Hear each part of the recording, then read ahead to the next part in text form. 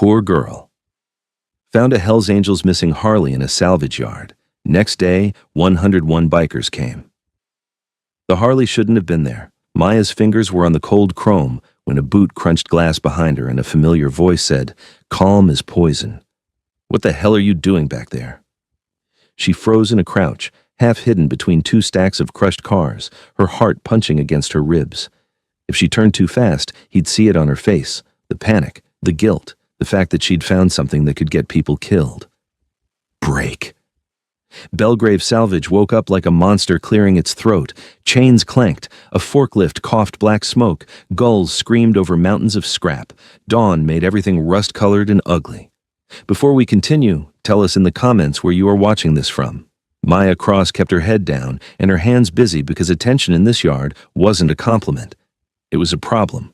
One Deke Malloy collected like rent. Deke stood over her, cigarette dangling from two fingers, thick neck catching the early light, mid-40s, built like a block of concrete, eyes always measuring. He looked past her shoulder into the narrow gap she'd crawled into. "You lost?" he asked. Maya forced herself to stand without shaking. "You told me West Row, Copper. Not behind the stacks." His eyes slid to her pockets. "You're jumpy today." "Just working." Deke stepped closer, close enough that Maya could smell smoke and engine grease on him. "Deke don't like surprises, Maya." He said his own name like it was law. Maya held his stare. "Then you won't get one." A second passed. Then Deke's mouth twitched. Not a smile. More like a warning that he could smile whenever he wanted, and it wouldn't mean anything good. "Main lanes," he said. "Stay where I can see you." "Yes, sir." He walked off slow, like he expected her to run. Maya waited until his boots faded into the yard noise. Then she moved back into the gap, dropping low again, because the surprise was still there, buried under twisted metal like someone tried to erase it from the world. Break. She pushed aside a sheet of corrugated steel and felt her throat tighten. A black tank, a chrome bar, a winged skull decal half sanded off, custom red stripe under grime, deep red with a thin white border, not factory. She'd seen that stripe on her phone 2 nights ago, a post blasting through local feeds, missing Harley, stolen, reward, do not buy, do not part out. In the comments, people didn't talk like it was a normal theft. They talked like it was a declaration of war.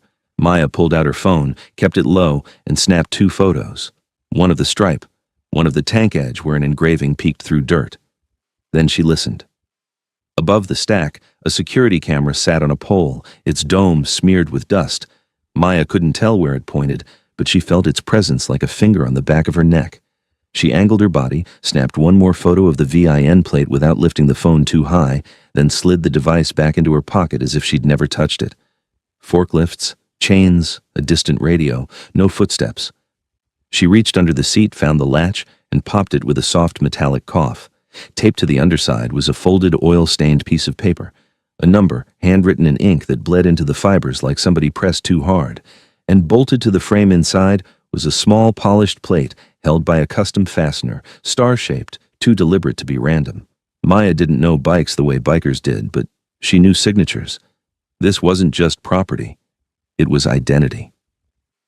She leaned closer and found the stamp near the plate, tiny wings around a circle and one clean word that survived the dirt. Mercy. Her stomach turned. That word had been in the post, too. "Look for Mercy," someone wrote. "That's how you know it's his." His. The kind of his you didn't argue with. Maya's eyes darted toward the lane where Deke had disappeared.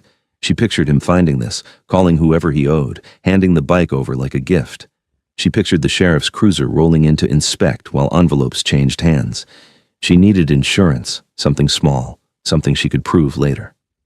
So she took the star-shaped fastener. She braced a flathead against it and turned, slow, careful, fighting the stiffness. The screw finally came free into her palm, warm from friction. She slipped it into her pocket like it was a bullet.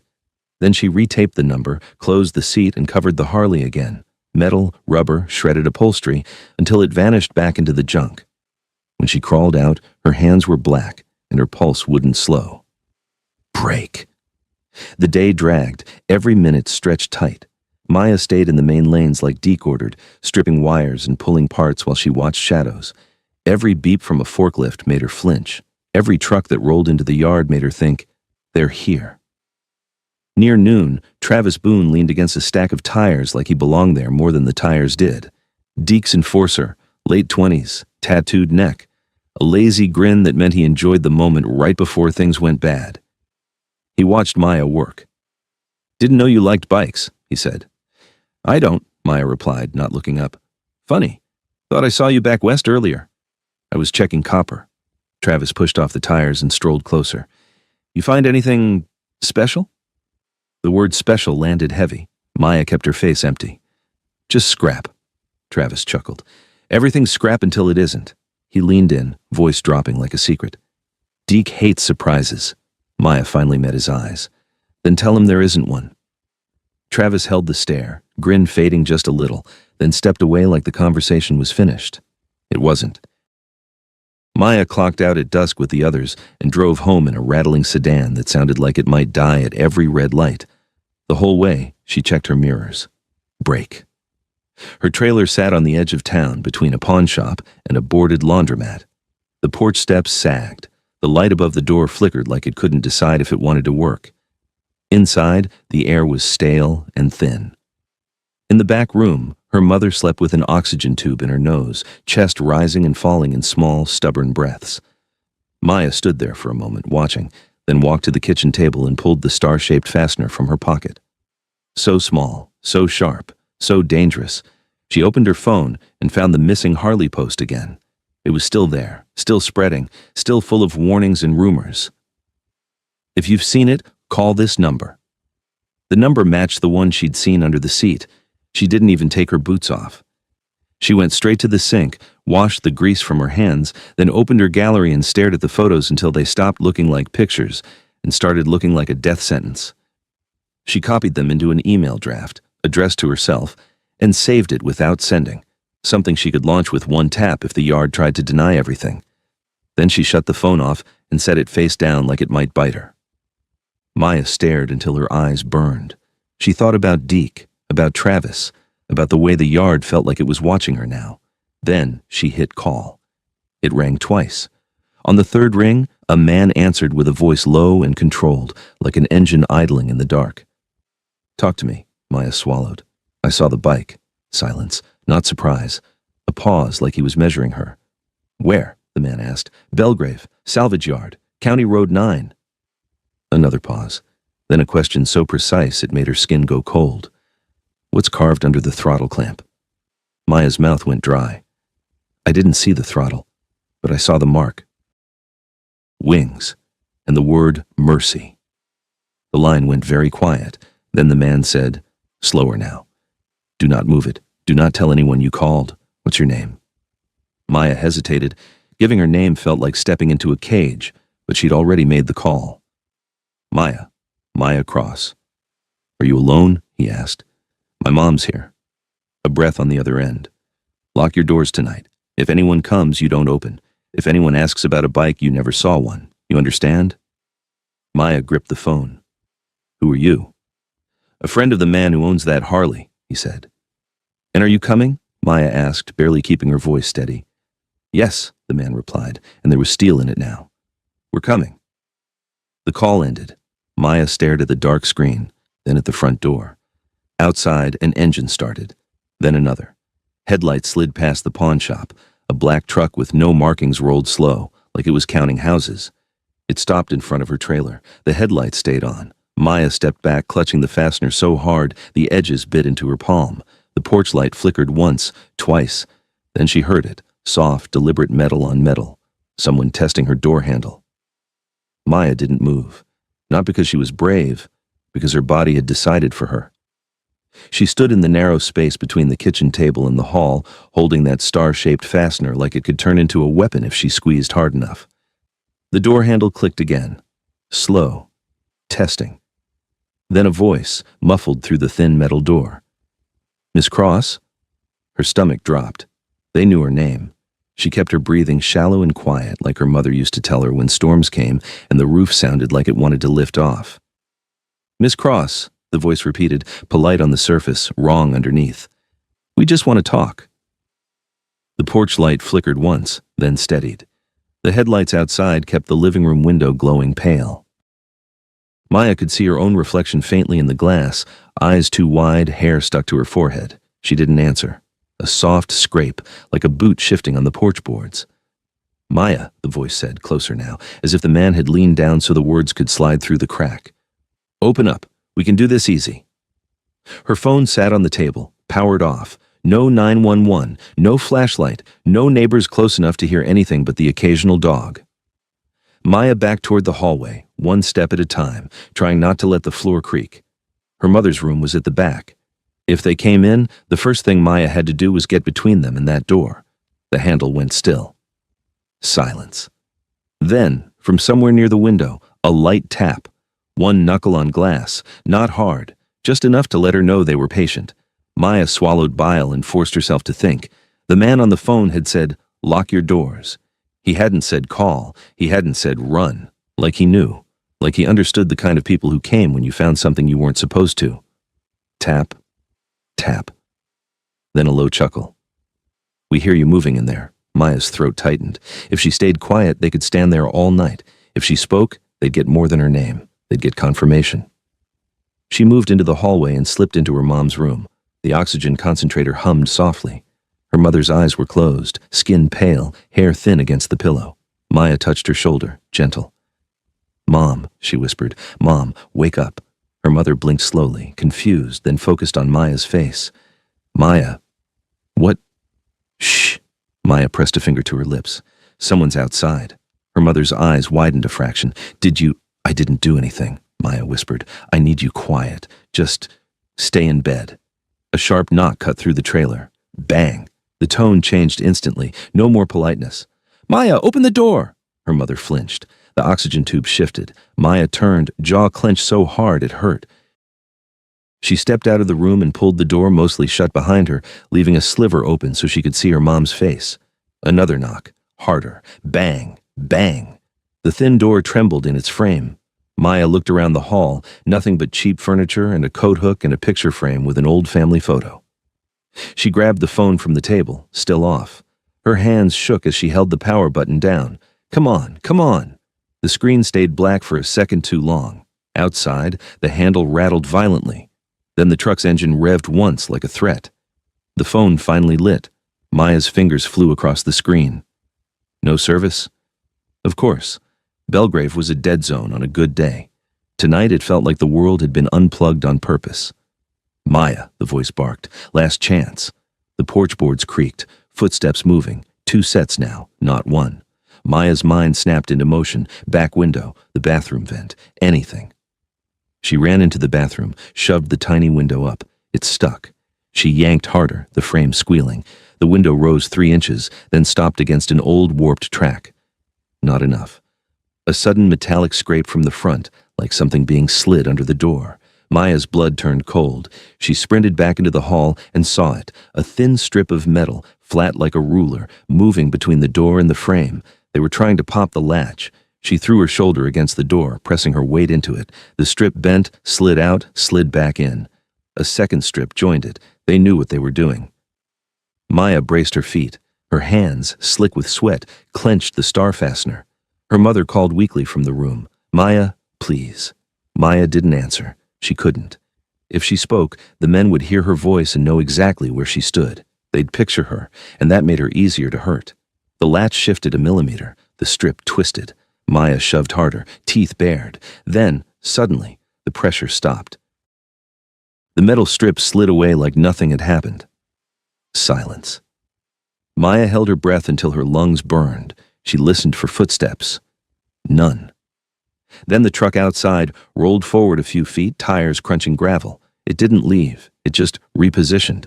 Maya's eyes flicked to the living room window. She couldn't see the porch from this angle. She crept closer and peeked around the cheap curtain. The black truck sat there, headlights still washing the front of her trailer. But now the driver's door opened. A man stepped out, silhouette against the beams. Tall, broad, a hat pulled low. He didn't walk to the porch. He walked to the mailbox, opened it, and slid something inside. Then he looked at the window. Not at her. At the window, like he knew exactly where she was standing anyway. He lifted his hand and tapped the brim of his hat, slow and mocking. Then he got back into the truck. The engine idled another 2 seconds. and the truck finally rolled away. Maya stayed frozen long after the taillights vanished. She waited until the night noise returned, distant highway hum, a dog barking somewhere, the faint squeal of a train line. Only then did she move. She opened the front door an inch, chain still on, and stared at the mailbox from the doorway. The yard smelled like old dust and exhaust. She stepped onto the porch, keeping her back to the door so nobody could grab her from behind, and crossed to the mailbox with small, careful steps. Her fingers shook as she opened it. Inside was a single envelope, no stamp, just her name written in neat block letters. Maya Cross. She didn't open it on the porch. She snatched it, turned, went back inside, locked the door again, and leaned her forehead against the metal like she could hold the whole world out by force. Her mother's voice drifted from the back, thin and scared. "Who was it?" Maya swallowed. "Nobody," she lied. Then she sat at the table and slid a finger under the envelope flap. Inside was a folded sheet of paper.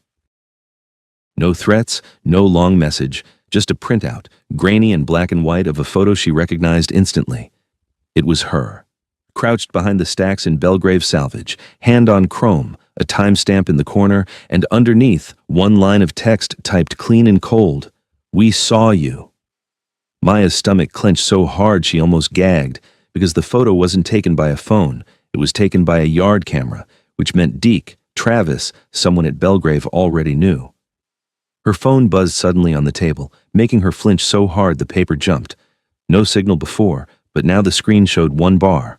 Unknown number, the same number she'd called earlier. Maya answered without thinking. "Hello?" The man's voice came through instantly, low and urgent now, stripped of calm. "They came to your house." Maya's throat closed. "Yes." "Did you open the door?" he asked. "No." A tight breath on the other end. "Good. Listen to me. You need to understand something, Maya. That bike? It's not the only thing buried in that yard." Maya stared at the photo of herself. "They have cameras." "I know," he said, "and they're going to use them. They're going to say you stole something. They're going to say you're the reason this happened." "What happened?" Maya whispered. The man hesitated half a second, just long enough to make the silence feel heavy. "The man who owns that Harley. He's not the kind of man you can hand a loss to and walk away from. But someone tried. And they didn't just take a bike." Maya's skin prickled. "What did they take?" "They took a piece of him," the man said, "and they used that Harley as bait." Maya's fingers tightened around the star fastener in her pocket. "Why me?" "Because you saw it," he replied, "and because you called. That means you're either a witness or leverage." Maya swallowed. "You said you're coming." "We are," he said, "but not in time to stop what they're about to do to you tomorrow." Maya's mouth went dry. "What are they about to do?" "They're going to bring the sheriff into it," he said. "They're going to put you in cuffs in front of a crowd and make it look clean, and then they're going to make the bike disappear for real." Maya's mind raced. "How do I stop it?" "First," he said, "you go to work like normal. You don't run. You don't act scared. You don't give them a reason to move early." Maya almost laughed at how impossible that sounded. "And then?" "And then you do exactly what I tell you," he said. "Because if you don't, you and your mother are going to get hurt." Maya's eyes flicked to the back hallway where her mom lay breathing through a machine, rage and fear twisted together in her chest. "Okay," she said, voice shaking. "Tell me." On the line, the man's voice lowered even more, the words dropping like a plan being loaded into a gun. "Tomorrow," he said, "you're going back to that Harley, and you're going to pull something out of it for us." Maya stared at the photo again, at her own crouched shape, exposed and helpless. "What?" she whispered. The man answered, flat and deadly certain. "The thing they don't know is inside." Maya didn't sleep. She lay on the couch with her jacket on, shoes still laced, phone in her hand like it might save her if she stared at it hard enough. Every time a car passed on the highway, she sat up. Every time the porch boards popped with temperature, her lungs locked. When dawn finally leaked through the blinds, it wasn't relief. It was a deadline. She checked on her mom first, oxygen humming, eyes half open. "You're up early," her mother rasped. Maya forced a normal voice. "Just work." Her mother watched her a long moment, like she could see the weight Maya was carrying and couldn't lift it off. "You look like your father when he knew something was wrong and pretended it wasn't." Maya swallowed. "I'll be back by 6. Her mother's hand found Maya's wrist, weak but firm.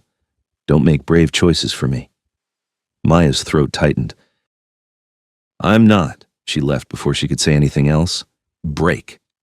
Belgrave Salvage was already loud when she pulled in. Deke liked the yard moving early. Machines running, men busy, noise covering conversations. He liked it because noise could swallow mistakes. Maya parked in the employee strip and sat for 3 seconds with the engine off, gripping the wheel until her knuckles went pale. Then she got out and walked like she belonged there. She clocked in. She nodded at Kenny from shredding. She didn't look at the security pole. She didn't look at West Row. She went straight to the main lanes, picked up a bucket of tools, and started pulling copper like she'd been ordered. Normal. Inside, nothing was normal. Every few minutes she felt eyes, not random coworker eyes, the kind that catalog you, the kind that remember. When she bent to cut wiring, she caught a glimpse of Travis Boone across the yard, leaning near the office container with a coffee cup. He wasn't working. He was watching. When Maya looked away, she felt his gaze stay on her like heat. Break. Deke showed up at 9 with a clipboard he didn't need and a grin he didn't mean. Maya, he called, loud enough for nearby guys to hear. Come here. She wiped her hands on her jeans and walked over, keeping her face blank. Deke tapped the clipboard as if he was doing real management. We're doing a restack today, West Row. Need someone small who can get between the piles. You. Maya's stomach dropped, but her face didn't. You told me main lanes. Changed my mind, Deke said, smile widening. Unless you got a problem with that. Travis sipped his coffee, eyes amused. Maya forced a breath. No problem. Good girl. Deke turned like it was settled, then paused and leaned in close, lowering his voice so only she could hear. You get nervous easy. That's not good in a place with cameras. The words were soft. The threat wasn't. Maya held his stare. I'll do the job. Deke's eyes flicked down to her pockets again like he remembered yesterday, like he wondered what she'd taken. Then he stepped back, all friendliness again. Let's move, he called. Break. West Row looked different in daylight, less like a secret hiding spot, more like a battlefield of ruined machines. Stacks of cars, bent frames, tires like walls, pits of scrap that swallowed sunlight. As Maya walked deeper, the noise of the yard faded behind the piles. It felt like stepping into a pocket where the rules changed. 2 men were already there with shovels and a small loader. Deke's guys, not the usual crew. They nodded once, not friendly. Travis followed Maya in, slow, hands in his pockets. Funny thing, he said. You ever notice how people disappear in places like this? Maya didn't answer. Travis chuckled. Relax, it's just scrap. Maya stopped beside the exact pile where the Harley was buried. The same twisted sheet metal, the same crushed upholstery, the same corner of black tank she'd seen yesterday, now covered tighter. Deke clapped his hands. All right, we're clearing this section for the crusher pickup. Move the top layer. Anything valuable comes to me first. Maya's pulse thudded in her ears. The man on the phone had said, go back to that Harley, pull something out. But how, with Deke and Travis right here? She bent, grabbed a length of metal, and started shifting pieces like she was just doing her job. Slow, steady. Deke watched her hands. Travis watched her face. Maya kept her eyes down and moved scrap inch by inch, feeling for the spot under the seat where the paper was taped, feeling for the welded frame section where a hidden compartment might be. Careful, Travis said behind her. Wouldn't want you cutting yourself. Maya forced a small laugh. I'm fine. Travis crouched beside her suddenly, too close, his shoulder almost touching hers. You sure? Maya's breath snagged. She shifted away, grabbing a panel and tossing it aside. Underneath, the black tank edge flashed in sunlight for half a second. Travis's eyes snapped to it, so fast Maya almost missed it, but she felt his body go still. Then he stood up slowly. Maya's throat went dry. He saw it. He turned and called out, casual. Hey, Deke. Deke looked over. Yeah? Travis nodded toward the pile. Think we found something. Deke walked over, boots crunching, face calm. Too calm. Maya kept moving scrap like she hadn't heard. Deke stepped into the gap and stared down at the half-hidden Harley. A long moment passed where he didn't speak. Then he looked at Maya like she was a stain. You didn't tell me, he said softly. Maya's hands kept working. Tell you what? Deke smiled, not with his eyes. Don't play dumb. He leaned down and brushed away dirt from the tank with his palm. The red stripe appeared, unmistakable now. Travis whistled low. Well, damn. Deke's face stayed composed, but something hard moved behind his eyes. How long's this been here? Maya's mind raced. Lie clean. No idea, I just got assigned here. Deke stood, eyes drilling into her. You were back here yesterday. Maya shrugged, forcing casual. Copper run. Deke looked at Travis. Travis shrugged back, same casual. She was back here, yeah. Said she was checking copper. Deke's gaze returned to Maya. And you didn't notice a whole motorcycle? Maya bent and yanked a panel like she didn't care. It's a salvage yard. Everything's buried. Deke stared a moment longer, then he nodded slowly, as if accepting it. But Maya saw the calculation.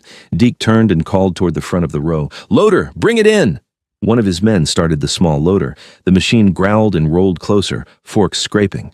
Maya's heartbeat climbed. If they lifted the pile, the Harley would come up. If the Harley came up, whatever was hidden inside would be moved, and she'd lose her chance. The man on the phone had said they weren't coming in time to stop what was about to happen to her today. This was it. Maya glanced at the security camera pole above the stacks. Its dark dome stared down, silent. Then she made the only choice she had. She dropped a panel with a loud clang and recoiled, pretending it clipped her hand. Ah, Travis looked instantly. You good? Maya squeezed her fingers, grimacing. Yeah, just hold on. She stepped back, shaking her hand like she was checking for blood. But her other hand slid into her pocket, found the star fastener she'd taken yesterday, and palmed it. Deke frowned, impatient. Don't stop. Move. I'm moving, Maya said. She bent again, lower this time, and wedged her body between the pile and the adjacent stack, so Deke and Travis couldn't see her hands clearly. From this angle, she could reach under the seat. Her fingers found the latch. She popped it open just a crack, shielded by her body in the shadows. Inside, she felt around. Frame metal, wiring, taped paper. Then her fingertips touched something she hadn't felt yesterday. A small metal cylinder, cold and smooth, taped deeper into the cavity. Not paper, not a bolt, something heavier. Her breath caught. The thing they don't know is inside. Maya's fingers tightened around it, testing. It was wedged in tight, wrapped with black tape and grease-stained cloth, like someone tried to hide it fast. She tugged once. It didn't budge. Deke's voice cut in, sharp. Maya! Her whole body tensed. Yeah? He stepped closer. She could feel it, could smell smoke again. Let me see your hand. Maya's mind flashed. If she showed him, he'd step around her. He'd see the seat cracked open. He'd see her fingers inside. She swallowed, forced annoyance. It's fine, just a pinch. Let me see, Deke repeated, and now the friendliness was gone. Travis shifted to her left, blocking her path out of the gap without even trying. Maya's pulse thundered. Her fingers tightened on the cylinder. She needed it out now. She yanked harder. The tape resisted. A sound behind her, metal shifting as the loader fork slid under the pile, time collapsing. Maya twisted the star fastener in her palm and jammed it like a crude pry tool under the tape edge. She worked fast, desperate, keeping her body hunched to hide the movement. The tape tore with a soft rip. The cylinder came free into her hand. It was about the length of her palm, capped on both ends, sealed. On the side, etched faintly, a symbol. Wings around a circle. Mercy. Maya's breath froze in her throat. Deke grabbed her wrist, hard. Show me, he said, voice low. Maya forced her face into a grimace and held up her empty hand, the one she'd pretended to hurt, fingers red from squeezing too hard. See? Nothing. Deke's grip tightened until it hurt. His eyes flicked down, scanning her, reading her posture. Travis leaned in, eyes narrow. What you hiding, Maya? Maya swallowed. Nothing. The cylinder was in her other hand, down by her thigh, hidden behind her leg. It felt like a live wire. Deke released her wrist slowly, but his eyes stayed locked on her face. All right, he said. Step out. Maya stepped out of the gap, keeping her right side turned away. Deke pointed at the loader operator. Lift it. The forks rose, scraps sliding, groaning. The Harley's front wheel emerged first, then the tank, then the full body, mud-streaked, beaten, but unmistakable. Travis let out a low laugh. Holy! Deke stared at it like a man looking at money and trouble at the same time. Then he turned toward Maya again, and his voice dropped so low it barely carried over the machine noise. You called someone, he said. Maya's stomach fell. What? Deke stepped closer until his chest almost touched hers. People don't bury a bike like this unless they're scared of who it belongs to. And now I find it with you in my row, acting innocent. He leaned in, mouth near her ear. If you brought heat here, I'll bury you with it. Maya's vision narrowed. She felt the cylinder heavy in her hand, hidden, proof of something bigger. Travis's phone buzzed. He checked it, then looked up, suddenly alert. Deke! Deke didn't take his eyes off Maya. What? Travis nodded toward the yard entrance, far beyond the stacks, where the sound began, faint at first, then building. A low rumble, distant but growing fast. Engines, not one truck, not two, many. The rumble rolled through the piles like thunder crawling closer. Deke's expression shifted for the first time, tightening, not sure. Maya heard it too, and her blood went cold with a new kind of fear, because the man on the phone had said, "We're coming." And that sound didn't feel like help. It felt like the world arriving to collect its debt. The rumble got louder by the second. It didn't sound like one convoy. It sounded like a tide, engines stacked in layers, rolling over each other until the scrap piles seemed to vibrate. Even the forklift operator eased off the throttle and looked toward the front of the yard like he'd just remembered he had a spine. Deke's jaw worked once. His eyes flicked to Travis. Travis was already backing up, scanning the lanes. "That's not ours." "No," Deke said, voice tight. "That's not ours." Maya stood with her right hand behind her thigh, the sealed cylinder pressed against her palm, sweat slicking the metal. Every instinct screamed at her to run. But Deke's men were between her and the only open lane out, and the stacks around them made the west row a funnel. The Harley hung in the air on the loader forks like a trophy that didn't belong to anyone here.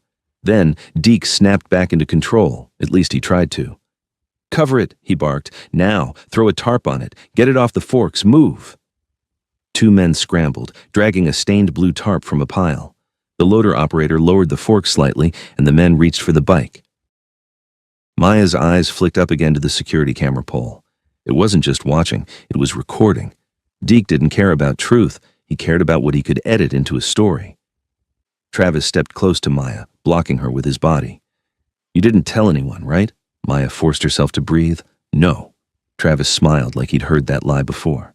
"Good. Because whatever's coming through that gate, Deke's gonna need a clean reason to blame somebody." Maya's throat tightened. "Why me?" Travis leaned in, voice low. "Because you're easy." The engine surged, closer now, then slowed, as if the riders were hitting the brakes together. A horn blared, long, deep. Deke's radio crackled from his pocket. One of the guys at the front yelled something that didn't carry back to West Row, but the panic in his tone did. Deke raised his chin. "Everybody to the front. Travis, with me." Travis didn't move, not right away. His eyes stayed on Maya's pockets and the way she kept her right side guarded. He noticed. Maya saw it in the narrowing of his gaze, the slight tilt of his head like he was putting pieces together. "What did you take?" he murmured. Maya's heart slammed. "Nothing." Travis's hand shot out and grabbed her jacket pocket, patting. "Then you won't mind me checking." Maya twisted away hard, instinctive. Travis's fingers slipped off fabric, but it was enough movement that Deke turned his head. "Maya," Deke said again, dangerous calm. "Come with us." Maya didn't move. Deke took one step toward her. Then the first motorcycles entered the salvage yard. Brake. Belgrave Salvage had a wide gate designed for dump trucks. It had never been designed for a wall of bikes, black and chrome, rolling in like a funeral procession that forgot to mourn. The sound hit West Row a heartbeat later, amplified by scrap metal. Maya couldn't see the entrance from where they stood, but she could hear the yard changing, men calling out, machines stopping, someone shouting for the office. Then came the unmistakable pattern of many motorcycles moving slow and controlled, not racing, not random, organized. Deke's face tightened as if a hand was squeezing his throat. Travis's bravado drained a shade. "Jesus," Travis muttered. The rumble grew, then settled into a heavy idle that filled the whole property like a threat you could breathe in. Deke's phone buzzed. He glanced at the screen, then shoved it back into his pocket without answering. "No," he said under his breath, like the word could stop what was coming. Maya looked at the Harley again, suspended half-covered by the tarp. The mercy stripe was still visible at the edge, like a confession someone forgot to erase. She felt the cylinder in her hand. Whatever was inside it was now the only thing she had that wasn't controlled by Deke. A sharp whistle cut across the yard, Deke's signal. His men started moving, quick and nervous. Deke pointed. "Office container, now." Travis grabbed Maya's elbow, hard. "You too." Maya jerked free, but Travis's grip tightened, fingers digging into her skin. "Don't," he warned low. "Don't do stupid right now." Maya's mind raced. If he dragged her into the office container, she'd be trapped with Deke, cameras, and whatever paperwork they used to bury people. She wouldn't get a chance to hand the cylinder off. She wouldn't even get a chance to call. She did the only thing she could think of. She stumbled. Not a dramatic fall, just enough to make Travis adjust his hold. When he shifted, Maya used her left hand to shove the cylinder deeper into the waistband of her jeans behind her hip, under her shirt, where his quick pat-down wouldn't find it. Travis yanked her upright, irritated. "Quit it," Maya forced a breath. "You're hurting me." "That's the idea," Travis muttered and dragged her forward. Brake. As they moved toward the main lanes, the noise thickened. Workers had stopped pretending to work. Everyone was facing the entrance or pretending not to. Then Maya saw them. The first line of bikers rolled in two abreast, black vests, patches, helmets. Their rides were clean, heavy, expensive. Nothing like the junk in this yard. Behind them came more and more, rows, 100 at least. They moved like a unit, not a crowd. Every head turned the same way. Every bike stopped at the same time, engines idling like animals ready to bite. They didn't fan out like chaos, they formed a semicircle, a containment. Maya's stomach flipped. In front of them stood three men without helmets. One in the center was older, broad in the shoulders, gray at his temples, beard trimmed close. His eyes didn't wander. They pinned the yard like he was reading it, measuring it, deciding what could be taken apart. The man on the phone had sounded like that, controlled, certain. Deke walked forward with his hands visible, his yard smile on, the one he used when inspectors came around. "Gentlemen, can I help you?" The older biker didn't answer immediately. He looked past Deke, scanning. His gaze landed on the yard workers, on the machinery, on the distant stacks. Then, when he spoke, his voice was calm enough to be terrifying. "We're here for what was taken." Deke chuckled like this was a misunderstanding. "Taken? This is a salvage yard. People dump—" The biker cut him off with a small lift of his hand. Not aggressive, final. "A Harley," he said. "Black custom stripe. Word carved into it." Deke spread his hands. "I don't know anything about—" The biker's eyes shifted slightly to Travis, then to Maya. And Maya knew with a sick certainty that this man didn't need Deke to confess. He already had pieces. He just wanted to see who lied first. Travis squeezed Maya's elbow again, warning. Deke's smile stayed glued on. "You got the wrong place." The older biker nodded once like he'd expected that. Then he said, very softly, "Open your gates." Deke's smile tightened. "Excuse me?" "Open your gates," the biker repeated, still soft. "And you let my men look. Or we do it without you." Behind him, the line of bikes didn't move, but the air shifted, like a crowd holding its breath. Deke's eyes darted toward the sheriff's office line, like he was waiting for backup. Maya followed his glance and saw something that made her stomach drop again. A county cruiser was already pulling in from the road, lights off, quiet, like it had been waiting just out of sight. Deke exhaled through his nose, relieved for the first time. Travis leaned closer to Maya and murmured, "See? Told you. Clean reason." Maya's mouth went dry. "What reason?" Travis's eyes stayed on the biker line. "You." The cruiser rolled to a stop beside Deke. The sheriff got out slowly. Sheriff Halverson, belly pushing against his uniform, face set in that bored, superior mask he wore at town meetings. He didn't look surprised to see 100 bikers. He looked annoyed. "All right," Halverson said loud enough for everyone to hear. "What's going on here?" Deke stepped toward him immediately. "Sheriff, thank God. These guys are trespassing, demanding property. I told them—" The older biker finally smiled, but it wasn't friendly. "Sheriff Halverson." Halverson narrowed his eyes. "Do I know you?" "You know what you did," the biker replied. That landed. For the first time, Halverson's mask slipped a fraction. Deke jumped in, too eager. "Sheriff, we've got an employee who might be involved. She's been acting strange. Back where she shouldn't be. I think she's the one who brought them." Maya's blood turned to ice. Halverson's eyes slid to Maya like she was already guilty. "Is that so?" Travis tightened his grip on her arm and pushed her forward a step. Maya stumbled, caught herself, and looked out at the line of bikes. The older biker's eyes locked on hers. And Maya realized something worse than the sheriff. These bikers weren't here blind. They were here with purpose. And she was standing in the middle of two forces that didn't forgive. Halverson took one step toward her. "Name?" Maya swallowed. "Maya Cross." Halverson nodded like he'd heard it already. "Maya Cross. You're under investigation for theft of property from this salvage yard. Put your hands where I can see them. Maya's heart slammed. The cylinder dug into her waistband like a secret, screaming to be found. She lifted her hands slowly. The older biker's gaze stayed on her, steady. Then, over the idle of 100 engines, he spoke, just loud enough for her to hear. "Don't let him touch you." Halverson reached for his cuffs, and Travis's hand slid toward Maya's waistband, like he'd decided to check for himself. Travis's hand slid toward Maya's waistband like he'd already decided the outcome. Maya twisted her hips away on instinct, but the movement was small, too small to stop him if he wanted to commit. Sheriff Halverson's cuffs dangled from his fingers, metal catching morning light like a threat dressed up as procedure. "Hands up," Halverson repeated, louder now, performing for the yard workers who had drifted into a loose semicircle behind him. "Stay calm, and this goes easy." Easy meant quiet. Easy meant clean paperwork. Easy meant her mom alone in a trailer while Maya disappeared into a system that didn't care if she ever came back. Maya kept her hands raised, but her eyes flicked to the older biker. He hadn't moved. He hadn't raised his voice. He was still as stone, watching every finger, every step. "Don't let him touch you," he had said. Halverson took another step. "You're being detained." The older biker finally moved. Not aggressively, not fast. He just stepped forward into the line between Halverson and Maya, like the space had always belonged to him. Halverson's brows shot up. "Back up." The biker's voice stayed level. "You can talk to her from where you stand." Halverson squared his shoulders, trying to look bigger. "This is my county. She works here. Deke says she stole property." "Deke says a lot," the biker replied. Deke's face tightened.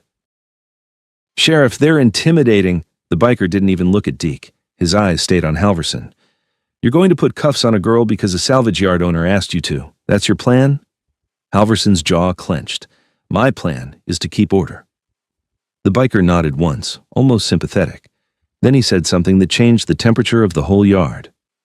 "Order," he repeated, "like the order you kept when a Harley went missing and you told your people to look the other way." The yard went quiet around the edges. Even the gulls seemed to pause. Halverson's face twitched, the first real crack in him. "Watch your mouth." The biker's expression didn't shift. "Or what? You'll arrest me for saying your name out loud?" Behind him, the line of motorcycles idled like a wall breathing. No revving, no shouting, just presence. Maya felt her knees trying to loosen. She forced them locked. If she looked weak, Travis would pounce. Travis did pounce. His hand darted in, fast, going for her waistband. Maya jerked back, but he caught fabric and yanked hard. The cylinder thumped against her skin. Travis's fingers found the shape instantly. His eyes flashed with triumph. "Got something," he said. Maya's stomach dropped through the floor. Before Travis could pull it free, the older biker's arm snapped out. Not a punch, not a wild move. A clean grip on Travis's wrist. The biker twisted once, controlled. Travis made a sound that wasn't tough anymore. The biker held Travis's wrist at an angle that made the tendons scream. "You touch her again," he said quietly, "and I'll remove your hand." Halverson reached for his radio. "All right, that's enough." The older biker didn't raise his voice. He didn't threaten. He just looked at the sheriff like the sheriff was the one who'd made a bad decision. "I wouldn't," he said. That was all. Halverson hesitated. And in that hesitation, Maya understood something. Halverson had expected noise, chaos, a biker tantrum. Something he could film and justify. What he got was discipline. And it scared him more. Deke tried to recover. "Sheriff, they're assaulting my employee." The older biker finally glanced at Deke, a slow look, top to bottom, like he was memorizing him for later. Then he released Travis's wrist, not because Travis deserved mercy, but because the biker had made his point. Travis staggered back, shaking his hand, eyes burning with humiliation. The older biker turned back to Maya. "Name?" he asked. "Maya," she said, throat tight. "Maya Cross." He nodded once. "Maya, did you find the Harley?" Maya's heart hammered. 100 eyes were on her now. Workers, Deke's men, the sheriff, the bikers. If she answered wrong, she'd be crushed in the middle. She swallowed. "Yes." Deke exploded. "There, you hear that? She admits it."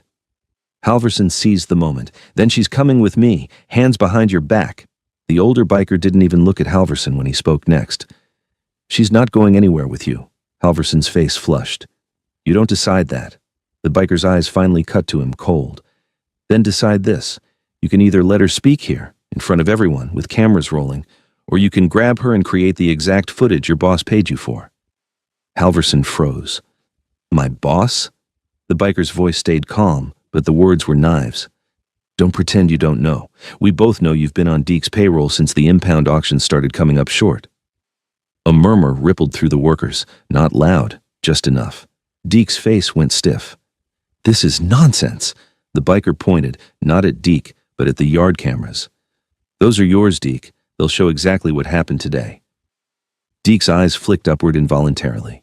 Maya's mind clicked. Deke loved cameras until the cameras worked for someone else. Halverson lowered his cuffs slightly, trying to regain control. "I'm giving a lawful order." "Stand down." The older biker turned his head toward the semicircle of bikers, just a glance, like a signal. And 101 bikes did something almost silent. They stopped idling in place and shifted forward an inch, together, like a wave testing a seawall. No one shouted, but everyone understood what it meant. Halverson swallowed. He glanced at Deke, searching for reassurance. Deke's reassurance came as a hiss through clenched teeth. "Sheriff, do your job." Halverson's pride flared. He took a step forward again, trying to force it, and that's when the older biker spoke a name that landed like a hammer. Cutter. One of the bikers on the left side of the formation, big man, shaved head, eyes like burnt glass, reached into his saddlebag and pulled out a laminated photo. He held it up for the sheriff to see. It was a Harley, black tank, red stripe, the same mercy mark. Under it, a picture of a man, young, laughing, arm around the bike like it was family. Halverson's eyes flicked to the man's face. He recognized him. Maya saw it. Cutter stepped forward and spoke for the first time, voice low and ragged. "That's my brother. That bike was his." The yard got quieter. The older biker looked at Maya again. "Maya, did you pull anything off that Harley?" Maya's throat tightened. She felt the cylinder still pressed into her waistband, still the most dangerous thing she'd ever held. She thought about her mom, the oxygen machine, the trailer, the black truck last night. Then she nodded once. "Yes." Deke's eyes flashed. "What did you take?" Maya kept her gaze on the older biker. "Something that was hidden," Halverson snapped. "That's evidence. Hand it over." The older biker's voice stayed steady. "Not to him." Maya's hands shook as she reached behind her hip, fingers sliding under her shirt. She pulled the cylinder free slowly. For a heartbeat, it looked harmless, just metal and tape. Then the morning light hit the etched wings on the side. Mercy. Cutter's face changed. Something inside him broke and hardened at the same time. Deke's breath caught, his eyes locked on the cylinder like it was a live grenade. Travis, still rubbing his wrist, took one step forward, greedy and furious. "Give it here," Travis snarled. The older biker stepped into his path without even turning his head fully. "No." Maya held the cylinder out, not toward the sheriff, not toward Deke, toward the older biker. He took it with both hands like it mattered, like it was fragile and sacred and dangerous all at once. He didn't open it. He just looked at it, then looked at Deke. "You thought you buried the Harley," he said softly, "but you left the heart in it." Deke forced a laugh that sounded like it hurt. "I don't know what that is." The older biker nodded as if he believed him. Then he raised his voice for the first time, just enough to carry. "This yard is a trap," he said, "and someone's planning to turn this into a headline." Halverson snapped. "What are you talking about?" The older biker's eyes moved across the scrap stacks, the cranes, the crushed cars positioned like walls. Then he looked back at Maya. "Maya," he said, "how many exits does this place have?" Maya swallowed and answered automatically. "One main gate, one service gate on the south fence, usually chained." Deke's face tightened. The biker nodded once. "Chained," he repeated. He turned to Cutter. "Get eyes on the south fence." Cutter nodded and signaled two men, who peeled off instantly, riding slow but purposeful along the yard's perimeter. Halverson lifted his radio again. "I'm calling backup." The older biker didn't stop him. He just said quieter now, "Do it." Halverson hesitated, then spoke into the radio. "Unit," a sharp crack cut the air, not a gunshot. A loud metallic snap from somewhere behind the stacks. Every head turned. Then another sound. Heavy machinery starting up, not in the main lanes, but deeper inside the yard. A crane. Deke's eyes darted toward West Row. His face went pale. The older biker watched him closely. "What did you just start, Deke?" Deke's mouth opened, then closed. Because whatever was starting back there wasn't meant for moving scrap. It was meant for closing the yard. Travis backed away slowly, eyes scanning, suddenly nervous. Maya felt the hairs rise on her arms, because the noise from the crane wasn't random, it was timed. And for the first time, Maya understood what the man on the phone meant.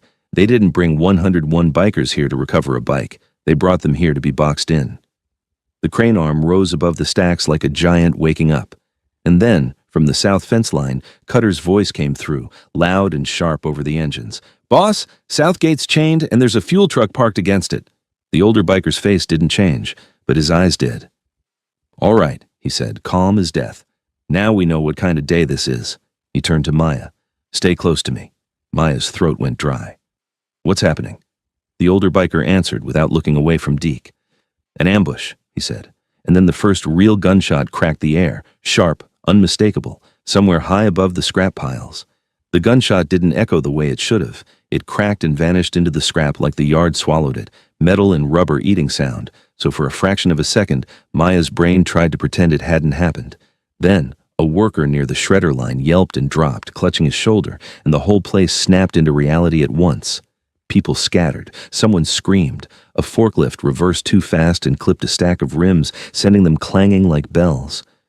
Sheriff Halverson flinched, then immediately squared up, eyes darting toward the bikers like he expected them to start firing back. But the Hells Angels line didn't break. They moved like they'd been waiting for this exact moment. The older biker, Maya's anchor in the storm, grabbed her by the back of her jacket and pulled her down behind a low wall of stacked tires. "Down," he said, calm, precise. Maya hit the dirt hard, gravel biting her palms. The smell of hot oil and rust filled her nose. Her heart hammered so loud she couldn't hear anything else for a beat. Then more cracks popped, 2, 3, higher up, not aimed at the bikers, a little off, like someone wanted fear, not hits. Halverson barked into his radio, shots fired at Belgrave Salvage, send units." Deke was yelling too, but it was different, panic buried under forced control.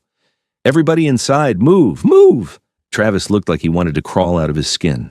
He wasn't in charge anymore, and he knew it. The older biker lifted his head a fraction, eyes scanning the stacks for angles. Then he turned slightly and spoke to a man beside him without raising his voice. "Patch, kill the cameras." A biker with a compact backpack nodded and moved, fast but not frantic, staying low as he crossed open gravel toward the nearest camera pole. Halverson saw the movement and shouted, "Hey, stop!" He raised his gun, not at the shooter, but toward Patch. The older biker's gaze snapped to him. "Put that away." Halverson hesitated, caught between pride and survival. "This is an active shooter." "And you're aiming at the wrong person," the older biker said. Another shot cracked, closer this time. Dirt kicked up near Halverson's boot. The sheriff jumped back, cursed, then finally did what he should have done first. He ducked behind his cruiser door. Maya's stomach rolled. The sheriff was supposed to be protection. He was just another player, and he wasn't even good at it. The older biker reached into his vest and pulled out a phone, one of those tough old-school ones that looked like it had been dropped 100 times and survived. He hit a button, listened for half a second, then spoke. "Now," he said. They started it. Maya couldn't tell who he was talking to, but the words felt like a switch flipping. Cutter's voice carried from the south fence line again, strained but controlled. "Fuel truck's got the gate pinned, chains welded. Someone's inside the cab." Maya's mouth went dry. Someone inside the cab. A person, not a barricade, a living trigger. The older biker cursed under his breath. Not loud, just enough for Maya to hear the edge slip. He glanced down at her. "You see that office container?" he asked. Maya nodded, peeking around the tires. The container sat near the main lanes, white metal walls, small windows, Deke's little kingdom. "That's where they'll try to put you," he said. Maya's throat tightened. "Why?" "Because you're their receipt," he replied. "If they can stick your fingerprints on something, they can sell a story." More shots. Then a heavier sound, like a big rifle, slower and deeper.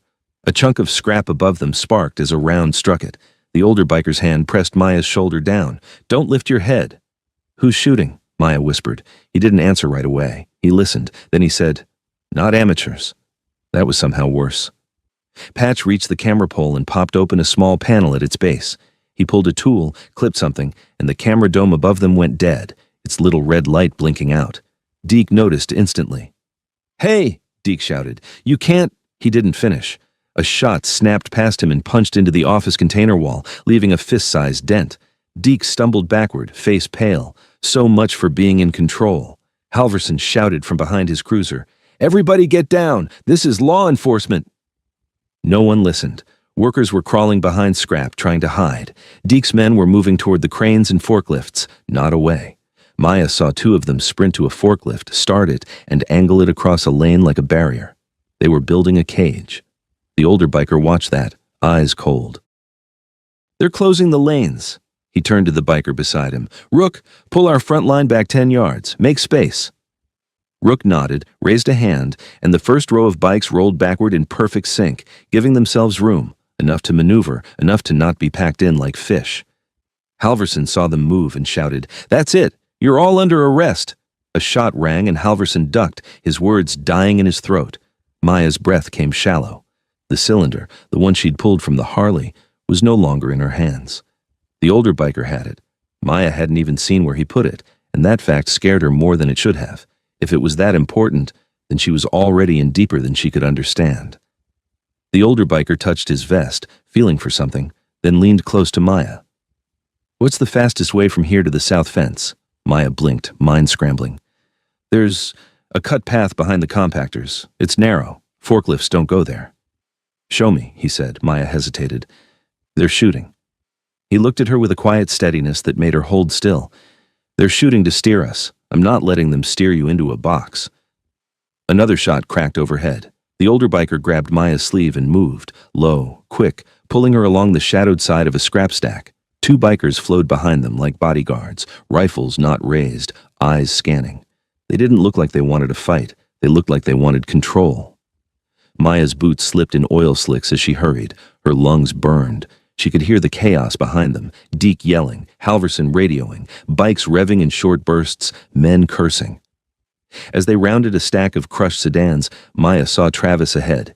He was moving along the same route, crouched and fast, heading not toward cover, but toward Deke's office container. He had something in his hand, a small black device with an antenna, a radio? No, too small, too deliberate. Travis glanced back, spotted them, and his expression twisted. He bolted. The older biker swore. "He's running a trigger." Maya's stomach dropped. "Trigger for what?" The answer came before he could speak. A forklift, abandoned, suddenly lurched to life near the main lanes and drove forward. No driver. Its throttle jammed. It rammed a stack of old refrigerators, sending them crashing down into the lane. Metal exploded, blocking the path between the bikers and the gate. A trap, remote-controlled, or rigged. Then the crane arm above West Row swung, slow at first, then faster, dropping a heavy chain bundle like a pendulum across another lane. Clang. The chain smashed into the ground, throwing sparks, making a barrier of tangled steel no bike could ride through. Maya's ears rang. "They're closing everything." The older biker's voice stayed tight. "They're forcing us into the center." He grabbed Maya harder and pulled her toward the compactors. The narrow cut path she'd mentioned was ahead, between two towering walls of scrap. But as they reached it, a figure stepped out from behind a stack. Deke Malloy. No clipboard now, no smile. He held a pistol in both hands, arms stiff, eyes wild with calculation and fear. Behind him, two of his men emerged, also armed, using the scrap walls as cover. "Maya," Deke called, breathy, like he was talking to a dog he'd almost trained. "Come here." Maya froze. The older biker didn't. He stepped in front of her, putting his body between Maya and the gun. Deke's pistol aimed at the biker's chest, trembling slightly. "You people need to leave, now, before somebody gets hurt." The older biker's voice was almost gentle. "Somebody already got hurt." Deke swallowed. "That wasn't me." The older biker tilted his head. "Then why are you holding a gun?" Deke's eyes flicked to Maya. "Because she's stealing from me. Because she's bringing criminals onto my property." Maya's throat tightened. She wanted to shout that she hadn't stolen anything, that she'd tried to do the right thing, that Deke's cameras were the reason she'd almost died last night. But the words stuck. Wrong words got people killed. The older biker spoke for her. "You tried to put her in cuffs. You sent a truck to her house." Deke's face twitched. "I don't know what you're talking about." The older biker's eyes stayed on him. "I do." Deke's voice rose, trying to regain authority. "This is my yard, my workers. You don't come in here and—" A loud crack split the air, not from above this time, from behind Deke. One of Deke's men jerked and dropped, clutching his thigh, screaming. Blood sprayed on rusted metal. Deke whirled around, shocked. The shot had come from a different angle, not the high shooter. Someone closer, someone moving. A biker in a dark hoodie stepped out from the shadowed path behind the compactors, weapon low, not aimed at Deke, just enough to stop the immediate threat. The older biker didn't flinch. He'd expected it. Deke's eyes went wide. "What the hooded biker barked. "Drop it!" Deke's pistol swung back toward the older biker on reflex. Maya's body moved before her mind did. She grabbed the older biker's vest and yanked him sideways just as Deke fired. The round punched into the scrap wall behind them with a violent ping. The older biker's hand clamped Maya's shoulder, steadying her. "Good," he said, not praise. Confirmation. Deke fired again, panicked now, and the hooded biker returned one shot that shattered Deke's pistol grip. The weapon flew from Deke's hand and skittered across gravel. Deke stared at his empty palm like he couldn't believe physics applied to him. Then, he did what cowards did when the script changed. He lunged for Maya. Travis's voice rang out from somewhere nearby, shouting, "Grab her!" One of Deke's men rushed forward, reaching for Maya's arm. The older biker slammed into him, shoulder first, driving him back into the scrap wall. Another biker hooked Deke's collar and yanked him away from Maya like he was a bag of trash. Maya stumbled, catching herself, lungs burning. And above them, the high shooter fired again, this time closer, the round cracking off metal near Maya's head. The older biker grabbed her and shoved her into the cut path behind the compactors. "Move!" he snapped, louder than before. Maya ran. The path was tight and filthy, lined with spilled oil, broken glass, old bolts. She slipped once, caught herself on a rusted panel, felt the metal bite into her skin. Behind her, boots pounded. A biker's hand gripped her elbow, guiding her forward without slowing. The narrow path opened suddenly into a small clearing by the south fence line. And Maya saw it.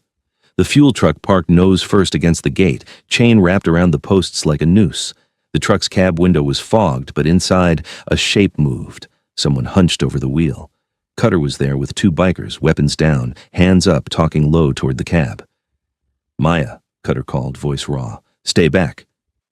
The older biker stepped beside Cutter, eyes locked on the cab. He raised his voice, not shouting, but firm, carrying. "Whoever you are in that truck, step out." No answer. The shape inside the cab shifted, and Maya saw a glint, something metallic near the driver's lap. A detonator. Her blood turned to ice. Because the fuel truck wasn't just blocking the gate, it was a bomb on wheels, and the person inside was ready to light it. Maya stopped so hard her heels slid on gravel. The fuel truck sat pressed against the gate like a battering ram.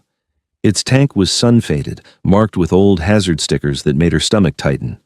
The chain around the posts wasn't just wrapped, it was cinched and welded in places, fresh metal still bright. Whoever did it hadn't planned on anyone leaving. Inside the cab, a figure moved, shoulders hunched, head low. The windshield was streaked, the side window fogged with breath. And in the figure's lap, something caught light. A small metal box, a switch, a wire, a detonator. Cutter held both hands up, palms out, his voice low and steady as he spoke toward the cab. "Listen, brother, nobody needs to die here. Step out. Talk to me." The word brother wasn't a mistake. It was intentional. It was a bridge. The older biker stepped forward beside Cutter, posture relaxed but ready, eyes locked on the cab like he could see through the fog. He didn't raise a weapon. He didn't bark orders. He spoke like a man who'd learned that panic was contagious. "Driver," he said, "my name's Priest. You don't know me, but you know what this patch means. You're in a fuel truck with a dead end behind you. That's not a plan. That's a funeral." The figure inside the cab jerked, like the voice landed. For a second, nothing moved. Then the cab door clicked. Maya's breath caught. The door opened an inch, then slammed shut again. A voice came through the glass, muffled and shaky. "Back up!" Priest didn't move. "We're not coming closer." "Back up!" the voice screamed, and it sounded young. Too young. Cutter's jaw clenched. "Kid? Don't do this!" The word kid landed hard, and the figure inside went still. Maya's eyes traced the lines around the truck, the wheels, the undercarriage, the way the nose was jammed against the gate. If it blew here, the blast would tear through the fence line and the scrap corridor behind them. It would take the bikers, and it would take her. And maybe that was the point. Not to kill everyone in the yard, to kill the right people in the right place with the right story, to make it look like the bikers did it, Behind them, chaos still rolled across Belgrave. Distant gunshots popped. A crane chain clanged like a bell. Sirens started to wail far off, backup coming late, exactly as planned. Maya's hands were shaking, but she forced herself to look closer at the cab. A sticker on the inside of the windshield, half peeled, a small black and white patch logo. Not Hell's Angels, something else. A smaller crew mark, a local club maybe, one that worked under bigger hands. Priest saw Maya staring. He leaned slightly toward her without taking his eyes off the cab. "You recognize that?" Maya swallowed. "No, but it's not yours." "Didn't think so," Priest murmured. The cab voice screamed again, ragged now. "You think you can scare me? You think I won't do it?" Priest's tone stayed calm. "I don't think you want to." A harsh laugh came from inside, then a choking sound, like the person was crying and trying to hide it. "You don't know what they'll do to me." Cutter's face softened a fraction. "Who'll do what?" Silence. Then a whisper, barely audible through the glass. "Malloy." Maya's stomach tightened. "Deke." Priest's eyes narrowed. "Deke Malloy put you in that truck?" The figure inside the cab shifted. The metal glint moved too, detonator tilting as the person's hands trembled. A second voice cut in from behind Maya, sharp and urgent. "Maya." She turned her head and saw Travis Boone at the mouth of the cut path, half hidden behind scrap. He was breathing hard, eyes wild, hair plastered to his forehead. In his hand was that small black device again, the one with an antenna. He'd followed them. Priest didn't turn fully. He just shifted his stance slightly, shielding Maya. Travis shouted, voice cracking with anger and fear. "You think you can take her? You think you can take what's ours?" Cutter snapped. "Back up!" Travis lifted the device like a trophy. "I got a button too!" The cab figure screamed. "No!" Maya's blood ran cold. 2 triggers, one in the cab, one in Travis's hand. Deke had built redundancy. If the driver chickened out, Travis could press it. If Travis got grabbed, the driver could still go through with it. Priest's eyes stayed on Travis now, but he spoke to Maya, low and fast. "Where's Deke?" Maya swallowed. "Back near the compactors, he tried to grab me." Priest's jaw tightened. "So this is his finish line." Travis took a step forward, pointing the device at them like it was a gun. "Everybody on the ground, now!" His voice was desperate. He wasn't commanding. He was trying to keep control before it slipped. Cutter's hand stayed up. "Travis, don't be stupid." Travis's eyes flicked to Maya. "You little rat, you brought them here." Maya's throat tightened. "You sent a truck to my house." Travis's face twisted. "That was a message." Maya's voice came out raw. "A message to my mother too?" For a second, something flickered in Travis's eyes. Hesitation, maybe shame. Then, the distant sirens got louder, and Travis snapped back into fear. "Shut up!" He raised the device higher. "I'll do it. I swear I'll do it." Inside the cab, the figure's fists slammed the steering wheel. "Stop! Stop!" Priest moved one step forward, not toward Travis, but sideways, putting more scrap between them and the cab. He kept his hands visible. "Travis," Priest said, voice like steel wrapped in velvet, "you press that and you're not leaving this fence line alive." Travis barked a laugh that sounded like he didn't believe his own courage. "You ain't gonna shoot me. Your boss wants his bike back. You don't want the cops seeing you murder." Priest interrupted, cold now. "You think this is about a bike?" That landed on Travis. His smile faltered. Priest continued. "That Harley belonged to a man you helped bury, and the thing you're trying to blow up right now? It's the proof." Travis's eyes narrowed. "Proof of what?" Priest didn't answer him. He glanced toward Maya for a fraction of a second, and Maya understood. The cylinder. Whatever was inside it wasn't just a ledger, it was leverage. It was the reason Deke wanted her in cuffs, not dead. He needed her blamed, then removed.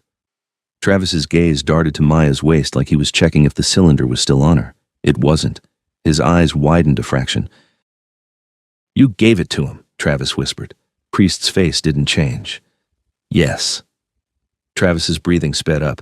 He looked over his shoulder as if expecting Deke to appear and save him. Instead, a loudspeaker voice boomed from the yard side.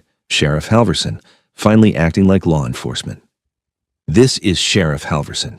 Everyone at the south gate, drop your weapons and step away from the vehicle." Halverson's voice didn't sound like he cared about the fuel truck. It sounded like he cared about being heard on record. Travis's head snapped toward the sound. "Sheriff, they've got the girl! They've got—" Priest's eyes narrowed. "He's talking to you like you're his co-worker." Maya's stomach twisted. Halverson wasn't coming to save anyone. He was coming to control the narrative. The cab figure started sobbing openly now, voice muffled. "Please, I don't want to. Cutter lowered his voice, gentle. "Then don't. Open the door. Let us pull you out." The cab door handle moved slowly from inside. Travis saw it too. His face hardened. "No." He raised the device and his thumb hovered over the button. Maya's body moved before her mind caught up. She lunged, not at Travis, but toward the ground beside her where a length of rusted chain lay half buried in gravel. She snatched it up and hurled it with everything she had. The chain whipped through the air and smashed into Travis's forearm. The device flew from his hand, skittering across gravel toward the fence. Travis screamed and grabbed his arm, stumbling.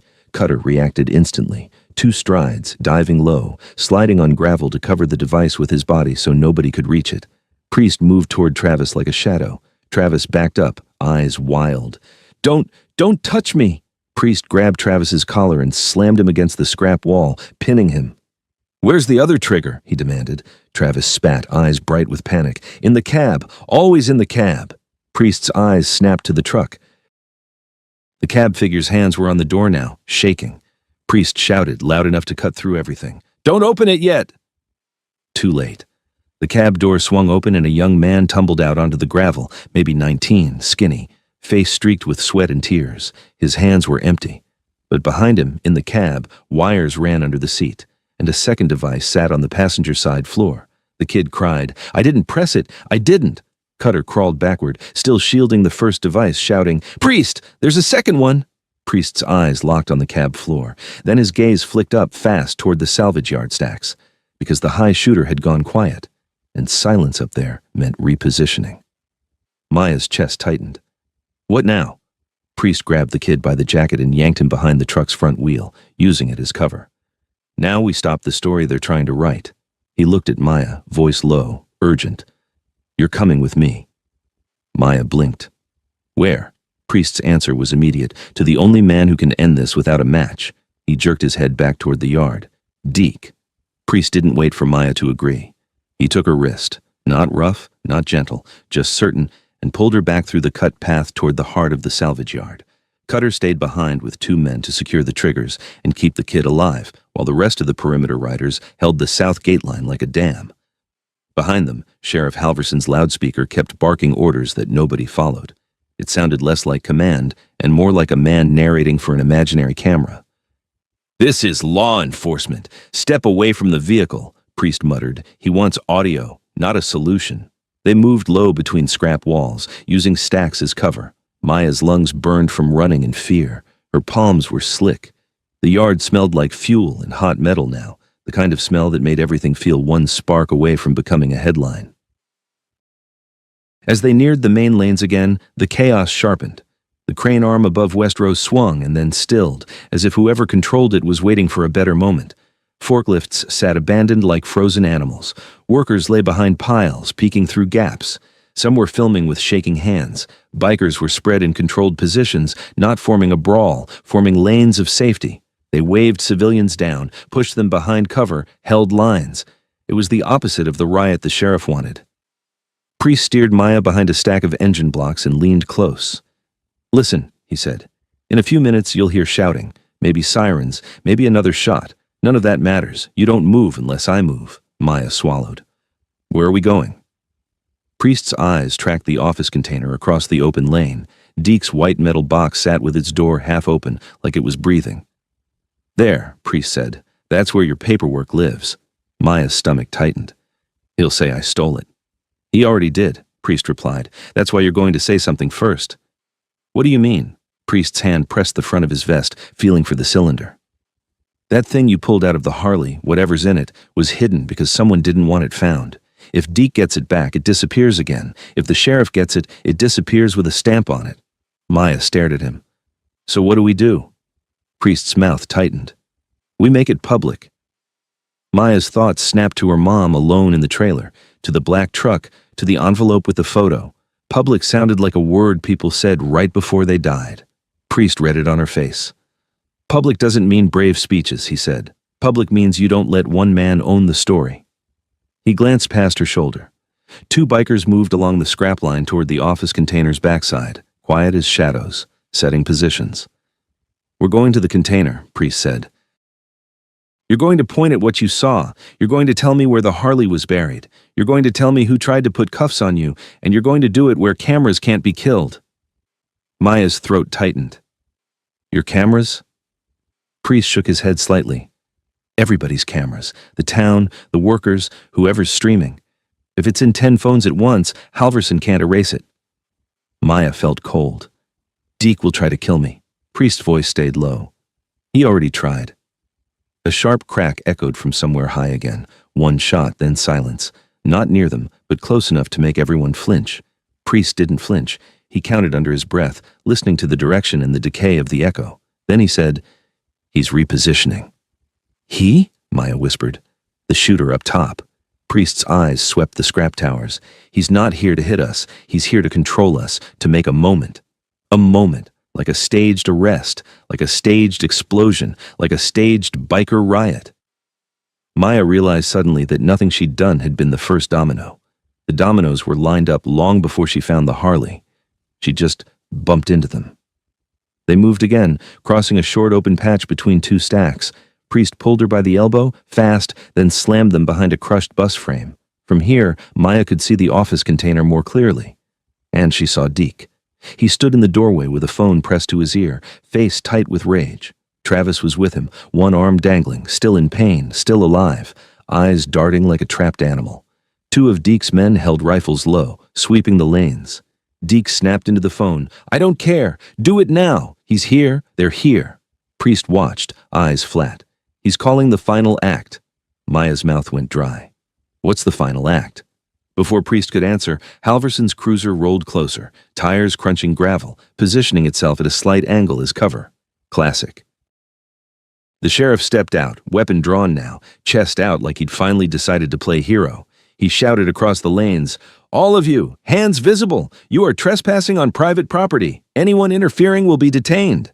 His eyes kept flicking toward the line of bikers, hunting for a reaction. He wanted someone to give him a reason. Priest leaned out from behind the bus frame and raised his voice, not shouting, just carrying. "Sheriff," he called, "you gonna arrest the guy shooting at civilians too?" Halverson's head snapped toward Priest. "Who the hell are you?" Priest didn't answer the identity question. He raised his voice again. "There's a shooter in your yard. There's a fuel truck wired to blow at the south gate, and you're talking about trespassing." Halverson's face flushed. "Step out where I can see you." Priest stayed behind cover. "I can see you fine." A few workers started filming again, their hands braver when they heard a calm voice calling the sheriff out. Deke saw the shift. His eyes moved across the lane and found Priest's position, his lips pulled back, more snarl than smile. He shouted, "Sheriff, that's the one! That's the leader! He threatened my people!" Halverson latched on instantly. "You, drop your weapon and come out!" Priest called back. "You first! Drop your paycheck!" Halverson's face twitched. Maya's pulse hammered. The yard felt like a pot about to boil over. Priest leaned close to Maya again. "When I move, you move, and you keep your eyes on Deke, not Halverson." Maya swallowed. "Why?" "Because Halverson's a puppet," Priest said. "Deke's the hand." Then he did something that made Maya's stomach flip. Priest pulled out his phone and handed it to her. On the screen was a live recording interface, camera on, red dot blinking. "You're filming," he said.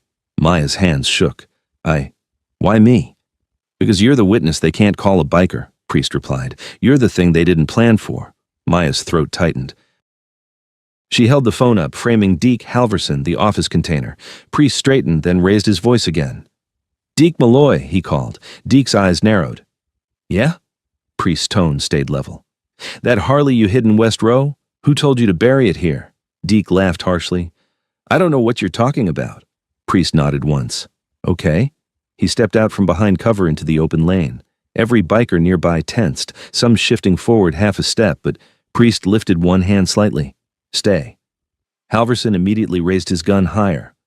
"Stop right there." Priest stopped, hands visible, posture calm. He wasn't giving them a reason. "Sheriff," Priest said, "if you're serious about law, walk with me to West Row, right now. Let your people see what your private property has been hiding." Halverson barked, "I'm not taking orders from—" Priest cut him off quietly. "Then take them from your conscience, or from the cameras." Maya's phone shook as she filmed. She forced it steady, focusing on Halverson's face, the way he hesitated, the way his eyes kept checking Deke before he spoke. Deke sensed it too. His voice rose, trying to reclaim the yard. "Sheriff, arrest him! He's interfering with an investigation!" Priest turned his head slightly toward Deke. "An investigation into what, Deke? Scrap? Or the missing bikes your guys have been moving through county auctions?" Deke's face hardened. "You better watch your mouth." Priest's tone didn't change. "Or what? You'll send another truck to another girl's house?" That landed like a brick. Maya felt her whole body go cold. The words were out in the open now, spoken where workers could hear, where phones could record. A murmur rippled through the salvage employees. Deke's gaze snapped to Maya's hands, to the phone. He recognized the angle, recognized the threat. He pointed at her. "Put that down." Maya didn't move. Her hands were shaking, but she held the frame. Priest spoke again, steady, relentless. "Maya Cross found the Harley. Maya Cross got threatened, Maya Cross got framed, and now you're trying to make her disappear under a badge." Halverson snapped. "That's enough." Priest took a slow step toward the office container. "Walk with me," he said, "or explain why you won't."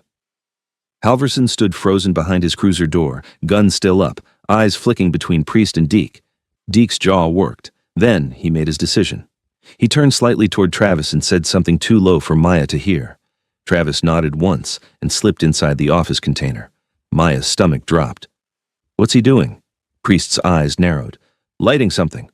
Then the crane above West Row moved again, faster this time, and from the far side of the yard, near the compactors, an engine roared to life, not a bike. A fuel truck's twin.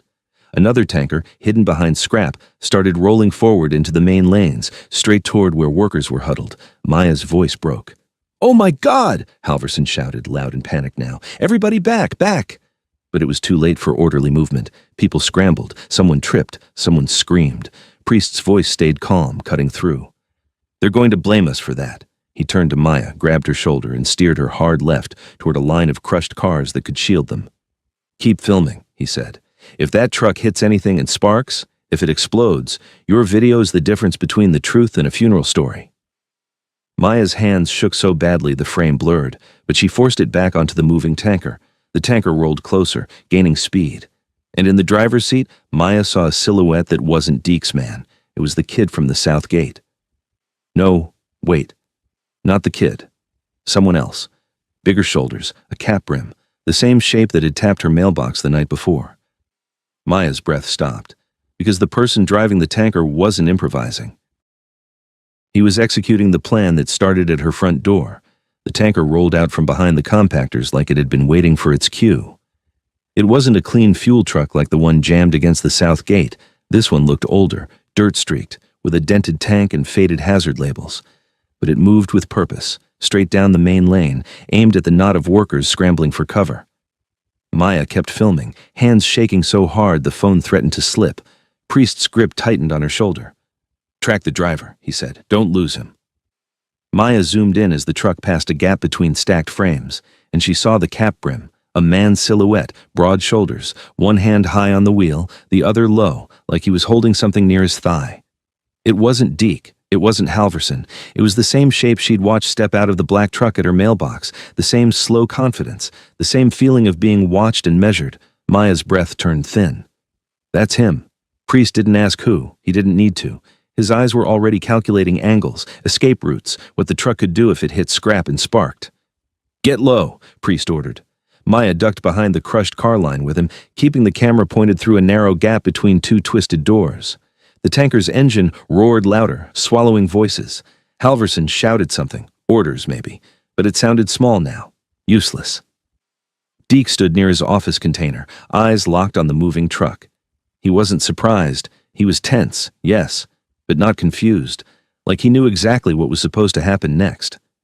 Travis burst out of the office container, sprinting toward Halverson with both hands up, yelling something that Maya couldn't hear over the tanker. Priest watched him and muttered, "He's feeding the sheriff his lines." Maya's camera caught Halverson turning, reacting, posture shifting into performance. Halverson raised his gun toward the bikers, not toward the tanker. "Back up, all of you, back up!" He wanted the frame, bikers, gun, chaos. He wanted the moment when someone panicked and pulled a trigger so he could say it was their fault.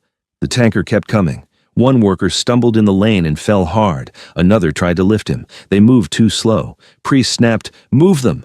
Two bikers sprinted, not toward Deke, not toward Halverson, toward the workers. They grabbed the fallen man by the shoulders and dragged him behind a stack, saving him in full view of anyone filming. Maya kept filming, breath ragged. Her phone frame caught it all, bikers saving civilians, while the sheriff aimed at bikers. The tanker hit a pile of loose scrap, not hard enough to stop, hard enough to make sparks jump. Maya flinched, almost losing the shot. She forced the phone steady again. Sparks plus fuel truck equals the kind of headline nobody survived. Priest's voice stayed calm, but the edge was sharper now. "He's trying to trigger ignition," Maya whispered. "He's going to blow the yard." Priest's eyes didn't leave the truck. "Not the whole yard." He pointed with his chin toward the bike formation. "He's going to blow us." The tanker veered slightly, subtle, controlled, correcting its line not toward the workers anymore, toward the semicircle of bikes. Maya's stomach dropped. "He's turning." Priest's jaw clenched. "He's steering for bodies and cameras." Halverson's face lit up with a sick kind of opportunity. He stepped into the open, shouting louder, making sure every phone caught his voice. "Drop your weapons! Get on the ground!" The bikers didn't comply. They repositioned, rolling backward in disciplined increments, creating space, avoiding a pileup. Deke's men, rifles low, started moving too, but not to stop the tanker, to herd, to keep the bikers from escaping the perfect angle. Maya's phone caught Deke glancing toward a camera pole, checking if it was still live. It wasn't. Patch had killed some, but not the phones, not Maya's. Priest leaned close. "You see Halverson? He's not scared. He's staging." Maya's voice came out dry. "How do we stop the truck?" Priest's eyes flicked to the stacks above. "Shooter's quiet again," he said, "which means he's watching this lane. He fires if we rush the driver." Maya's mind raced. The driver, the cap brim, the man from her mailbox. He wasn't just a driver, he was the final piece. Maya's camera zoomed in again as the tanker passed another gap. For a fraction of a second, the driver's face turned toward the lane. Maya saw enough to know he wasn't local yard muscle, older than Travis, harder than Deke, scar at the jawline, eyes like he'd done this before and slept fine after. Then he lifted his left hand, briefly, from the wheel, and tapped the brim of his cap, mocking, exactly like he had at her mailbox. Maya's throat tightened so hard she almost couldn't breathe. "He's the one who left the envelope." Priest's voice was low, lethal. "He's the one running the whole play." The tanker accelerated again. It was close enough now that Maya could see a taped bundle wedged near the dashboard. Wires, maybe. A crude ignition rig. Or a remote receiver. Then her phone caught something else. A small sticker on the inside of the windshield, just like the one on the fuel truck at the south gate. Same black and white patch logo. The same smaller crew mark. 2 trucks, 2 triggers, 1 logo, a coordinated team. Priest's hand slid to his vest, checking the cylinder again. Then he looked at Maya like he was making a choice. "Maya," he said, "you said there's only 1 main gate and 1 chain service gate." Maya nodded, confused. "Yes." Priest's eyes narrowed. "Then why would they need 2 fuel trucks?" Maya blinked. "To make sure one works?" Priest shook his head slightly. "No, one's the bomb." He pointed at the tanker rolling toward the bikes. "This one's the match. It's meant to hit something metal, spark, and light the south truck. Chains welded so the blast channel's right through the cut path and into the yard." Maya's blood turned to ice. She pictured it instantly, fireball ripping through the narrow corridor they'd just run through. A funnel of heat and shrapnel. "Cutter's back there," she whispered. Priest's voice tightened. "And the kid." Maya's hands shook. Her camera frame wobbled. Priest grabbed her wrists gently but firm and steadied the phone. "Keep it on Halverson and Deke," he said. "I need their faces when this goes wrong." Maya swallowed. "What are you going to do?" Priest turned, shouted a single word toward the nearest bikers, sharp and commanding. "Block!" 2 bikes surged forward, not into the tanker's path, but across it, angling to force it to slow and redirect. A 3rd bike slid behind them, ready to yank something, jam something, do anything that didn't require a gunshot. The tanker driver didn't panic. He smiled. Maya saw it in the flash of his cheek as he leaned forward. He stomped the gas. The tanker lunged. The blocking bikes barely had time to swerve. One clipped the tanker's side and skidded, sparks showering. Maya's heart stopped. Sparks. This was the ignition. Priest's eyes snapped to the south corridor, as if he expected a blast any second. But instead of an explosion, something else happened. From inside the office container, a loudspeaker crackled to life. Deke's PA system, the one he used for safety announcements.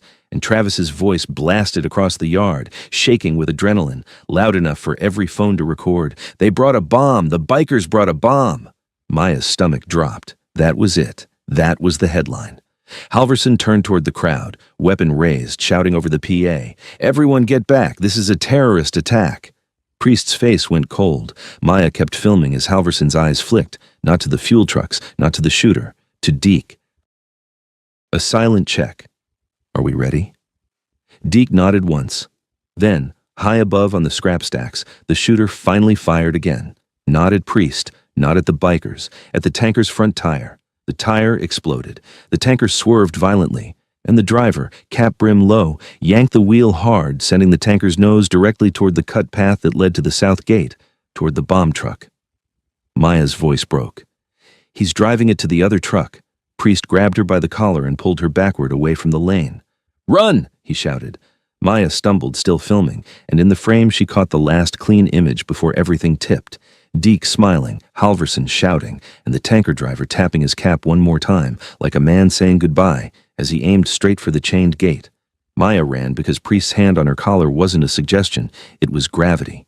He yanked her behind a wall of crushed sedans just as the tanker tore past the lane markers and barreled into the narrow cut path, straight toward the south gate where Cutter and the kid were. The sound of it was wrong, too heavy for the space, metal scraping metal. The tanker's sides kissing scrap walls, sparks spitting like a fuse. Maya's phone was still up, still recording. The frame shook so hard it was mostly blur and noise, but the audio caught everything. Travis screaming through the PA, Halverson yelling, "Terrorist attack," engines revving, people wailing. Priest grabbed her wrist again. "Stay down," he said.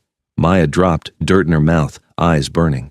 She forced the phone toward the opening between two crushed doors. Through that slit, she saw the tanker vanish into the cut path like a bullet entering a throat. And then she heard Cutter. "Back! Back!" Cutter's voice boomed from the south line, urgent and raw, cutting through everything. "Move him! Move him!" The kid's voice followed, higher, terrified. I didn't. Maya's stomach twisted.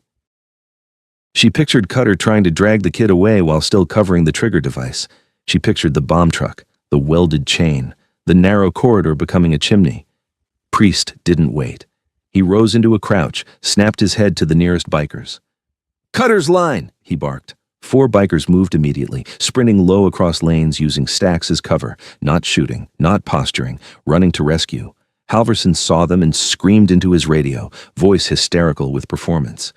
"They're advancing! They're advancing! Take them down!" He pointed his gun and fired once, wild. The shot cracked off scrap somewhere harmless, but it sounded like authority. Maya's phone caught it, the sheriff firing at people who were running to stop a blast. Priest turned his head slightly, eyes on Halverson, and his calm finally hardened into something sharp. "He wants a body," he muttered. "He wants a badge excuse." Deke's office container door slammed, and Deke stepped out, face set. Not panic, not surprise. Just a man watching his own plan unfold. He raised his voice to Halverson.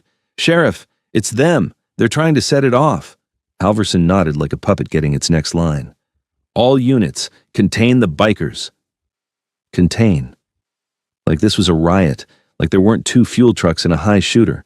Maya's lungs burned. She couldn't make her hands steady. She kept filming anyway, keeping Deke and Halverson in frame as best she could, because Priest had been right. If she dropped the camera, the story belonged to them. The cut path screamed with metal. Then, silence. A single beat where the whole yard seemed to inhale. Maya's heart locked. She expected the fireball. Instead, a new sound came. An engine choking, then straining, like something big had hit resistance. Priest's eyes narrowed. "They stopped it," he said, but it wasn't relief. It was calculation. Maya whispered, "Cutter?" Priest didn't answer. He watched the cut path mouth as if he could see through scrap. Then, a biker sprinted back into view from the south line. Helmet off, face streaked with soot, eyes wide. "Priest!" he shouted. "Tanker's jammed sideways. It's wedged against the bomb truck, chains holding, but..." A distant click cut him off. A sharp metallic sound that didn't belong in the chaos. Priest's head snapped up. Maya followed his gaze. Above the stacks, high on the scrap ridge, a small glint moved, sunlight on a scope. The shooter had repositioned to watch the cut path mouth, to watch the ignition point. Priest's voice went low. "He's waiting for someone to try to clear it." Maya's stomach dropped. Then what do we do? Priest looked at her. Really looked, like he was weighing risk on her life. Then he pulled the cylinder from inside his vest and put it into her hands. It was heavier than she remembered, not just metal, meaning. Maya, he said, you're going to run. Her throat tightened. Where? Out of this yard, he said, to a place with signal. You get this in the hands of someone who can't be bought. Maya stared at the cylinder. I can't just leave. Cutter. Priest's eyes stayed steady. Cutter knows the job. You're the only one here who can carry the truth out if they burn this place down. Maya's hands shook around the cylinder. And my mom, Priest didn't blink. They already went to your house. If this goes wrong, the only shield your mom gets is exposure. Exposure. The word felt cruel. But Maya knew what he meant. Truth was the only thing Deacon Halverson couldn't bury if it spread fast enough. Priest leaned closer. You know the yard better than we do. Is there any way out besides the gates? Maya's mind raced, scanning the property. Scrap walls, fences, a drainage ditch along the east boundary. She pictured it, muddy, narrow, running under the back fence where the ground dipped. There's a storm culvert, she whispered. East side. It runs under the fence into the dry creek bed behind the pawn shop.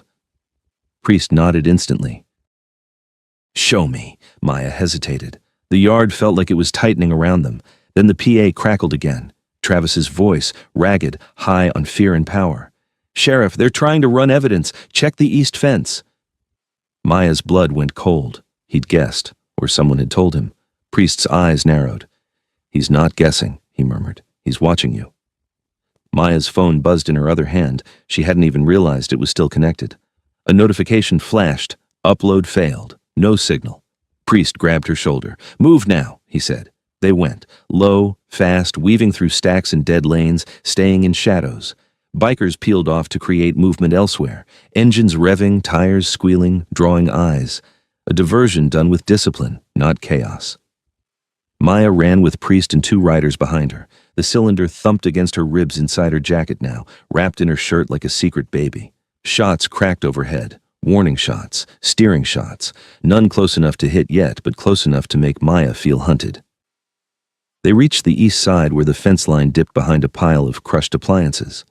The ground here was uneven, muddy, rutted by rain and runoff. The smell changed, less oil, more wet earth. Maya dropped to her knees and crawled behind the appliance pile, finding the culvert opening, half hidden by weeds and trash. A dark, circular mouth, maybe 3 feet wide, breathing cold air. There, she whispered. Priest crouched beside her. Can you fit? Yes, Maya said, then swallowed. But it's filthy. Priest's mouth twitched, almost a smile, but not quite. So is this county. He motioned to the two riders. One stayed back scanning. The other moved closer, pulling out a small flashlight and tossing it into the culvert. The beam bounced down the tunnel, revealing wet concrete and shallow water. Maya stared into it. All she could think about was her mom's oxygen machine humming in the dark and Deke's envelope on her table. Priest leaned close, voice low and absolute. You get out. You run to somewhere with signal and you send this out to anyone, everyone, lawyers, news, whatever you can reach. Maya's hands trembled. What about you? Priest's eyes were hard now. I'm going to stop them from rewriting today. Maya's throat tightened. You can't. Halverson, Deke, there's a shooter. Priest cut in, quiet. That's why I can't leave. A sound behind them, boots on gravel, closer than they should have been. Priest turned his head. The rider scanning the perimeter raised a hand, 2 fingers, 2 approaching. Maya's heart slammed. Voices drifted from the scrap lane behind the appliances. Over here, I saw movement. Not a worker voice, not a biker. Travis's voice, tense and eager. She's got something. She's got the... Priest's jaw tightened. He looked at Maya. Go. Maya didn't move fast enough. Fear made her sticky. Priest shoved the cylinder deeper into her jacket and pushed her toward the culvert opening. Go. Maya crawled in, knees and palms hitting wet concrete. Cold water soaked her jeans instantly. Behind her, the voices got louder, gravel crunching. Travis barked, There! That's her! Maya shoved forward, dragging herself into the tunnel, flashlight beam wobbling ahead. A gunshot cracked behind her, too close. Concrete dust puffed inside the tunnel as the bullet struck the rim. Maya screamed, kept moving. Then Priest's voice roared outside, no longer calm. Travis! A thud, a scuffle, metal clanging. Maya crawled faster, water splashing, breath choking. The tunnel stretched longer than she expected. The air smelled like mud and rot. Her hands slipped on slime, but she clawed forward anyway. Another gunshot, muffled now by concrete. Then a shout, one of the bikers strained. "Priest! More coming!" Maya's lungs burned. She couldn't help them from here. She could only carry the truth. The tunnel's end appeared as a faint gray circle of daylight. She dragged herself toward it, soaked, shaking, and burst out into the dry creek bed behind the pawn shop, gasping like she'd been pulled from underwater. She stumbled to her feet and ran, muddy, soaked, clutching her jacket tight around the cylinder, toward the road where signal might exist. Behind her, from inside Belgrave Salvage, came a sound that didn't belong to guns or engines. A deep, hollow boom, like a fuel tank flexing under pressure. Not an explosion, a warning, a countdown starting. Maya ran until her lungs tasted like pennies. The creek bed dumped her behind the pawn shop, out in the open where the world looked normal. Sunlight on cracked asphalt, a faded "We Buy Gold" sign buzzing, cars passing like nothing was happening a half-mile away. But the air still carried it. Fuel, hot metal, distant sirens. She fumbled her phone out with shaking hands and saw it. 2 bars of signal flickering in and out like a dying heartbeat. Good enough. She ducked behind the pawn shop dumpster, pulled the cylinder from her jacket and stared at it like it might start ticking. Mercy. Her fingers slid over the etched wings. She wanted to open it, but Priest hadn't. He'd treated it like something that shouldn't be exposed in the wrong hands. So Maya did the only thing she could do fast. She filmed it, close up, the symbol, the word, her own voice over it, breathless and ragged. "My name is Maya Cross. I work at Belgrave Salvage. I found a black Harley with a custom stripe and Mercy marked on it. The salvage yard owner, Deke Malloy, and Sheriff Halverson tried to arrest me for it. There are shots fired in the yard right now, and 2 fuel trucks wired at the south gate." She paused, swallowed, and forced herself to keep going even though her voice shook. "They're trying to blame the bikers. The sheriff is pointing his gun at the bikers, not the shooter. The yard is being locked down." She ended the clip and immediately hit send to herself, to her mom's old church friend, whose son worked at a local station, to an email address she found on the county commissioner's site, and to every local news tip line she could think of. Her hands moved faster than her fear. Then she opened her camera roll and found the live recording she'd been making earlier, the one Priest put in her hands. It was long, shaky, but it had the truth in frames. Halverson's hesitation, Deke's nod, Travis's PA scream. Upload. A circle spun, failed. Maya's stomach clenched. No, come on. She moved out from behind the dumpster, closer to the street, holding the phone higher like that would pull signal from the sky. 1 bar, 2, upload. The circle spun again. This time it crawled forward, and while it crawled, a memory hit her like a slap. The printout photo in the envelope, the yard camera angle. Deke had eyes everywhere. That meant he'd already know she'd escaped. Her phone buzzed. Unknown number. Her stomach dropped so hard she almost threw up. She stared at the screen, thumb hovering. She answered. "Maya," a voice said, familiar poison. "Deke," her throat tightened. "How did you—" "You got out," Deke said, calm now, like he wasn't standing in a war zone. "Clever." Maya's eyes flicked toward the road, cars passing, people living. "This is recorded," she said, lying, hoping it mattered. Deke chuckled. "Record whatever you want." In the background of his call, Maya could hear faint shouting, engines, the high metallic screech of machinery, and under it all, something worse. A steady, strained groan, like steel under pressure. "Where's Priest?" Maya demanded, voice cracking. "Where's Cutter? Where's the kid?" Deke's tone stayed smooth. "You should be worrying about your mother." Maya froze. Cold rushed through her body. Don't what?" Deke asked softly. "Don't do what you already did? You stuck your nose into grown folks' business, Maya." "And now you want to play hero?" Maya's hand tightened around the phone. "I sent it out." A beat of silence. Then Deke's voice sharpened a fraction. "Sent what out?" Maya swallowed. "Everything." Another beat. Then Deke laughed, short, amused. "You think an email stops a fire?" he said. Maya's voice came out raw. "If my mom gets hurt," Deke cut her off. "If she gets hurt, it's because you made me do it." The manipulation was so clean, it made Maya dizzy. Then Deke said, almost conversationally, "You know what's funny? People always think the explosion is the ending." Maya's blood turned to ice. "What explosion?" Deke's voice dropped, intimate. The explosion is just the middle. The ending is the story. The line went dead. Maya stared at her phone, breath shaking. Then she looked at the upload bar. It was at 80%, 82, 85. Come on, come on. Her screen flickered, signal pulsing, and then, finally, the upload completed. Maya exhaled a sound that was half laugh, half sob. She wasn't done, but she'd pushed the truth into the world. Now she had to get home. She sprinted up the road toward her trailer, every muscle screaming. She cut behind the laundromat, vaulted a low fence, ran through an alley that smelled like piss and frying oil, and hit her porch so hard the steps groaned. "Mom," she yelled, fumbling her keys. No answer. Her hands shook as she jammed the key into the lock. The door swung open. Inside, the trailer was silent except for the oxygen concentrator humming. Maya rushed to the back room. Her mother lay on the bed, eyes open, breathing shallow through the tube. Relief hit so hard Maya almost collapsed. "Mom," she whispered, grabbing her hand. "I'm here." Her mother's eyes flicked toward the living room, fear behind them. "They came," she rasped. Maya's stomach clenched. "Who came?" Her mother swallowed. "A man. He said he was from the county. He asked about you." Maya's blood went cold. "What did he look like?" Her mother's voice shook. "Cap quiet, he tapped the brim like he was being polite." Maya's heart slammed. The tanker driver. Her mother squeezed Maya's fingers weakly.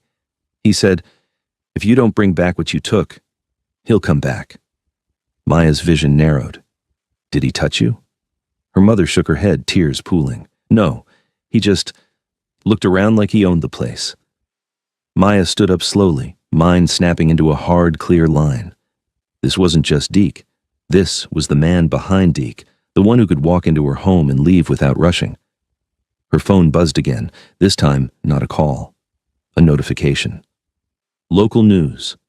Alert, shots fired reported at Belgrave Salvage. Reports of biker unrest. Sheriff asks public to avoid area. They were already writing the story. Maya's jaw clenched. She opened the video she'd uploaded and copied the link again, sending it to every contact she could find. Local reporters, state police tip line, FBI public tips, anyone whose email didn't bounce. Then her phone lit with a message from an unknown number. One line. "Bring the cylinder back to the yard, or she dies." Maya's stomach turned. She stared at her mother's fragile chest rising and falling, and she realized the truth was out, but it hadn't saved her yet. Outside, somewhere down the street, an engine idled, low, patient, close. Maya stood in the doorway of her mother's room with the phone still glowing in her hand, the message burning into her eyes. "Bring the cylinder back to the yard, or she dies." Outside, the engine idled low and steady, too close, too patient, not a neighbor, not a delivery. The same kind of idle she'd heard the night before. Her mother's fingers tightened weakly around Maya's. "Don't go," she whispered. Maya's throat tightened so hard it hurt. She wanted to say she wouldn't. She wanted to promise, but promises didn't stop men like this. Instead, she forced herself to think like Priest had taught her in the yard, control the story or get buried in it. "Mom," Maya said, keeping her voice low, "do you trust me?" Her mother's eyes shone, terrified and tired. "I don't have a choice," Maya nodded once. "You do. You trust me because I'm going to make them come into the light." She moved to the kitchen table, grabbed a notepad, and wrote a single address with shaking hands. The church friend's house. 2 blocks away, a place with people and phones and eyes. Then, she dialed that friend. It rang once, twice. A woman answered, breathless. "Maya? Honey, I saw Mrs. Hanley," Maya cut in. "I need you to come to my trailer right now. Bring your son if he's home, and don't come alone." "What? Please," Maya said, voice cracking. "And call state police, not the sheriff." The line went quiet for half a second. Then, "I'm on my way." Maya ended the call and turned to her mom. "Shoes," she said softly. "We're leaving." Her mother stared. "I can't." "You can," Maya said, and hated herself for how hard her voice sounded. "Because if we stay, he comes inside." Another text buzzed in. A photo.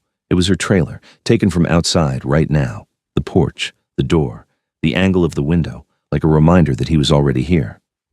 Maya's stomach turned, but her mind got sharp. She slid the cylinder from inside her jacket and held it for 1 second. It felt like a brick made of consequences. Then she did something she hadn't done yet. She opened it. The cap was tight, sealed with a thin ring of adhesive. Maya used the star-shaped fastener, still in her pocket like a talisman, and pried at the seam. The seal gave with a soft pop. Inside was a rolled strip of thin metal film and a tiny flash drive wrapped in wax paper. The film was etched with numbers, VINs, dates, names, rows and rows, not just theft, a ledger. And tucked beneath it, a small plastic sleeve with a single photo, a dead man. Face bruised, eyes half open, a patch on his chest. Same patch logo Maya had seen on the fuel truck sticker. Not Hell's Angels. Another crew. The message was clear. This wasn't a random theft ring, it was a chain. And someone at the top had been cleaning links. Maya's hands shook so hard the film rattled, but she grabbed her phone and started recording again. Close up on the flash drive, the etched film, the photo. "My name is Maya Cross," she said, voice low and fierce. "This was hidden inside the Harley at Belgrave Salvage. This is evidence of stolen bikes and payments, and at least one murder." She saved it. Then she sent it. Not to one person. To every contact she'd already spammed, again, with the new footage. If she died, the evidence wouldn't. The engine outside cut off. Silence. Then footsteps on the porch. Slow, confident. 3 knocks on the door. Not hard, polite. Maya stepped in front of the door to her mother's room, spine rigid, and called out, "Go away." A man's voice answered through the door, calm, almost friendly. "Maya." Not Deke. The other one. The cap-brim man. Maya's blood went cold. "You're not from the county." A soft chuckle. "No." Maya's hand tightened around her phone. "My video's already out." "Good," the man said. "That means you understand leverage." The door handle didn't turn yet. He wasn't forcing entry. He was controlling tempo. "You bring the cylinder back," he said, "and your mother lives. You don't, and you watch her die slow." Maya's voice came out raw. "Why do you care about a cylinder if you already set the yard on fire?" A pause. Then the man said, softer, "Because you opened something that wasn't meant to be opened." Maya swallowed. "Priest has it." Another pause, small, dangerous. "You're lying," the man said. Maya's heart hammered. She forced her voice steady. "You're here, talking to me, because you don't know where it is." Silence stretched. Then the man tapped the brim of his cap against the door. Maya could hear the faint, stupid sound through metal and wood, like a signature. "I'll come back," he said. "Soon." His footsteps retreated, slow, unhurried. Maya didn't move until she heard an engine start down the street and roll away. Only then did she breathe. Her mother was crying quietly now, shoulders shaking. Maya went to her, wrapped her arms around her, careful of the oxygen tube. "I'm sorry," Maya whispered. Her mother's voice was small. "What did you do?" Maya swallowed. "I told the truth." Sirens wailed in the distance again, closer this time, not toward the yard, toward her neighborhood. Maya's phone buzzed with a new notification. Her video was being reposted, shared, screenshotted. A local reporter had replied, "Call me now." Then another, "State police en route." The story was slipping out of Deke's hands, but it wasn't done, because the people at the top didn't panic when the truth surfaced. They adapted. A car pulled up in front of Maya's trailer, old sedan, not the black truck. Mrs. Hanley jumped out, breathless, and behind her, her son held his phone up, already recording. "We're here," Mrs. Hanley said, eyes wide. "State troopers are coming. Get your mom." Maya moved fast, helping her mother up, one arm under her shoulder, guiding her to the door. They stepped onto the porch, just as 2 state police cruisers turned the corner, lights flashing, sirens low and controlled. Not like Halverson's show, controlled. Troopers got out in body armor, scanning, hands disciplined. One of them moved straight to Maya. "Are you Maya Cross?" he asked. "Yes," Maya said, voice shaking. "Yes." "We saw your uploads," the trooper said. "Where's the evidence now?" Maya held up the flash drive and metal film. "Here." The trooper's eyes sharpened. He nodded to his partner, who immediately bagged it in an evidence pouch and sealed it. Maya's knees almost gave. She didn't know she'd been holding that breath for days, and then, like the world couldn't resist one more turn of the knife, Maya's phone buzzed again. A video message. Unknown number. She didn't want to open it, but she did anyway, because fear didn't stop consequences. The video was grainy. Belgrave Salvage, smoke, sirens, bikers lined up, troopers moving in, and on the ground, near the crushed car line where Priest had been, someone's vest lay spread open, patch visible. Priest's patch. A voice over the video, cap-brim man's voice, calm as ever. "You think you won," he said. "You only changed the battlefield." The video ended with a final shot, the Harley, Mercy, loaded onto a flatbed under state police lights. Not stolen now, seized. The trooper beside Maya glanced at her phone screen, then at her. "We'll protect you," he said, and it sounded like he meant it, but Maya's eyes were locked on the last frame she'd seen, the Harley under lights, because she realized something that made her stomach sink. If the Harley was seized, then the club didn't get it back, and if the club didn't get it back, then somebody would come for it again, not in a yard this time, in courtrooms, evidence rooms, on the road. As Maya helped her mother into Mrs. Hanley's car, her own phone lit with one final notification, an incoming call. Not unknown, a saved contact, the number Priest had used. Maya answered with shaking hands. "Priest?" A familiar voice came through, low and steady, alive. "Still breathing," he said. "You did good." Maya's throat tightened. "Where are you?" "Cleaning up," Priest replied. "State boys are taking the sheriff. Deke's gone." Maya's chest tightened. "Gone?" "Ran," Priest said, "but he ran without his boss." Maya stared ahead at the flashing lights and the troopers fanning out across her street. And the Harley. A pause. Then Priest's voice lowered, edged with something real. "That bike was never the point. The point was what was inside it." Maya swallowed. "I opened it." Another pause, shorter this time. "Good," Priest said. Maya blinked. "Good?" "Because now," Priest said, "they can't pretend it doesn't exist." Maya's grip tightened on the phone. "What happens to me?" Priest's voice stayed steady. "You get your mother safe. You tell the truth again if they try to twist it, and you don't walk alone." Maya looked up the street. At the far corner, beyond the troopers, a black truck idled for a single beat, just long enough to be seen. Then it rolled away into traffic like it belonged there. Maya watched it go, jaw clenched, heart steadying into something harder than fear, because she understood the last rule of people like that. They didn't stop. They just changed methods. And now Maya had proof, allies, and a name to hunt. She got into the car beside her mother, shut the door, and as they pulled away, the salvage yard smoke still hung over the horizon like a bruise. Maya didn't look back.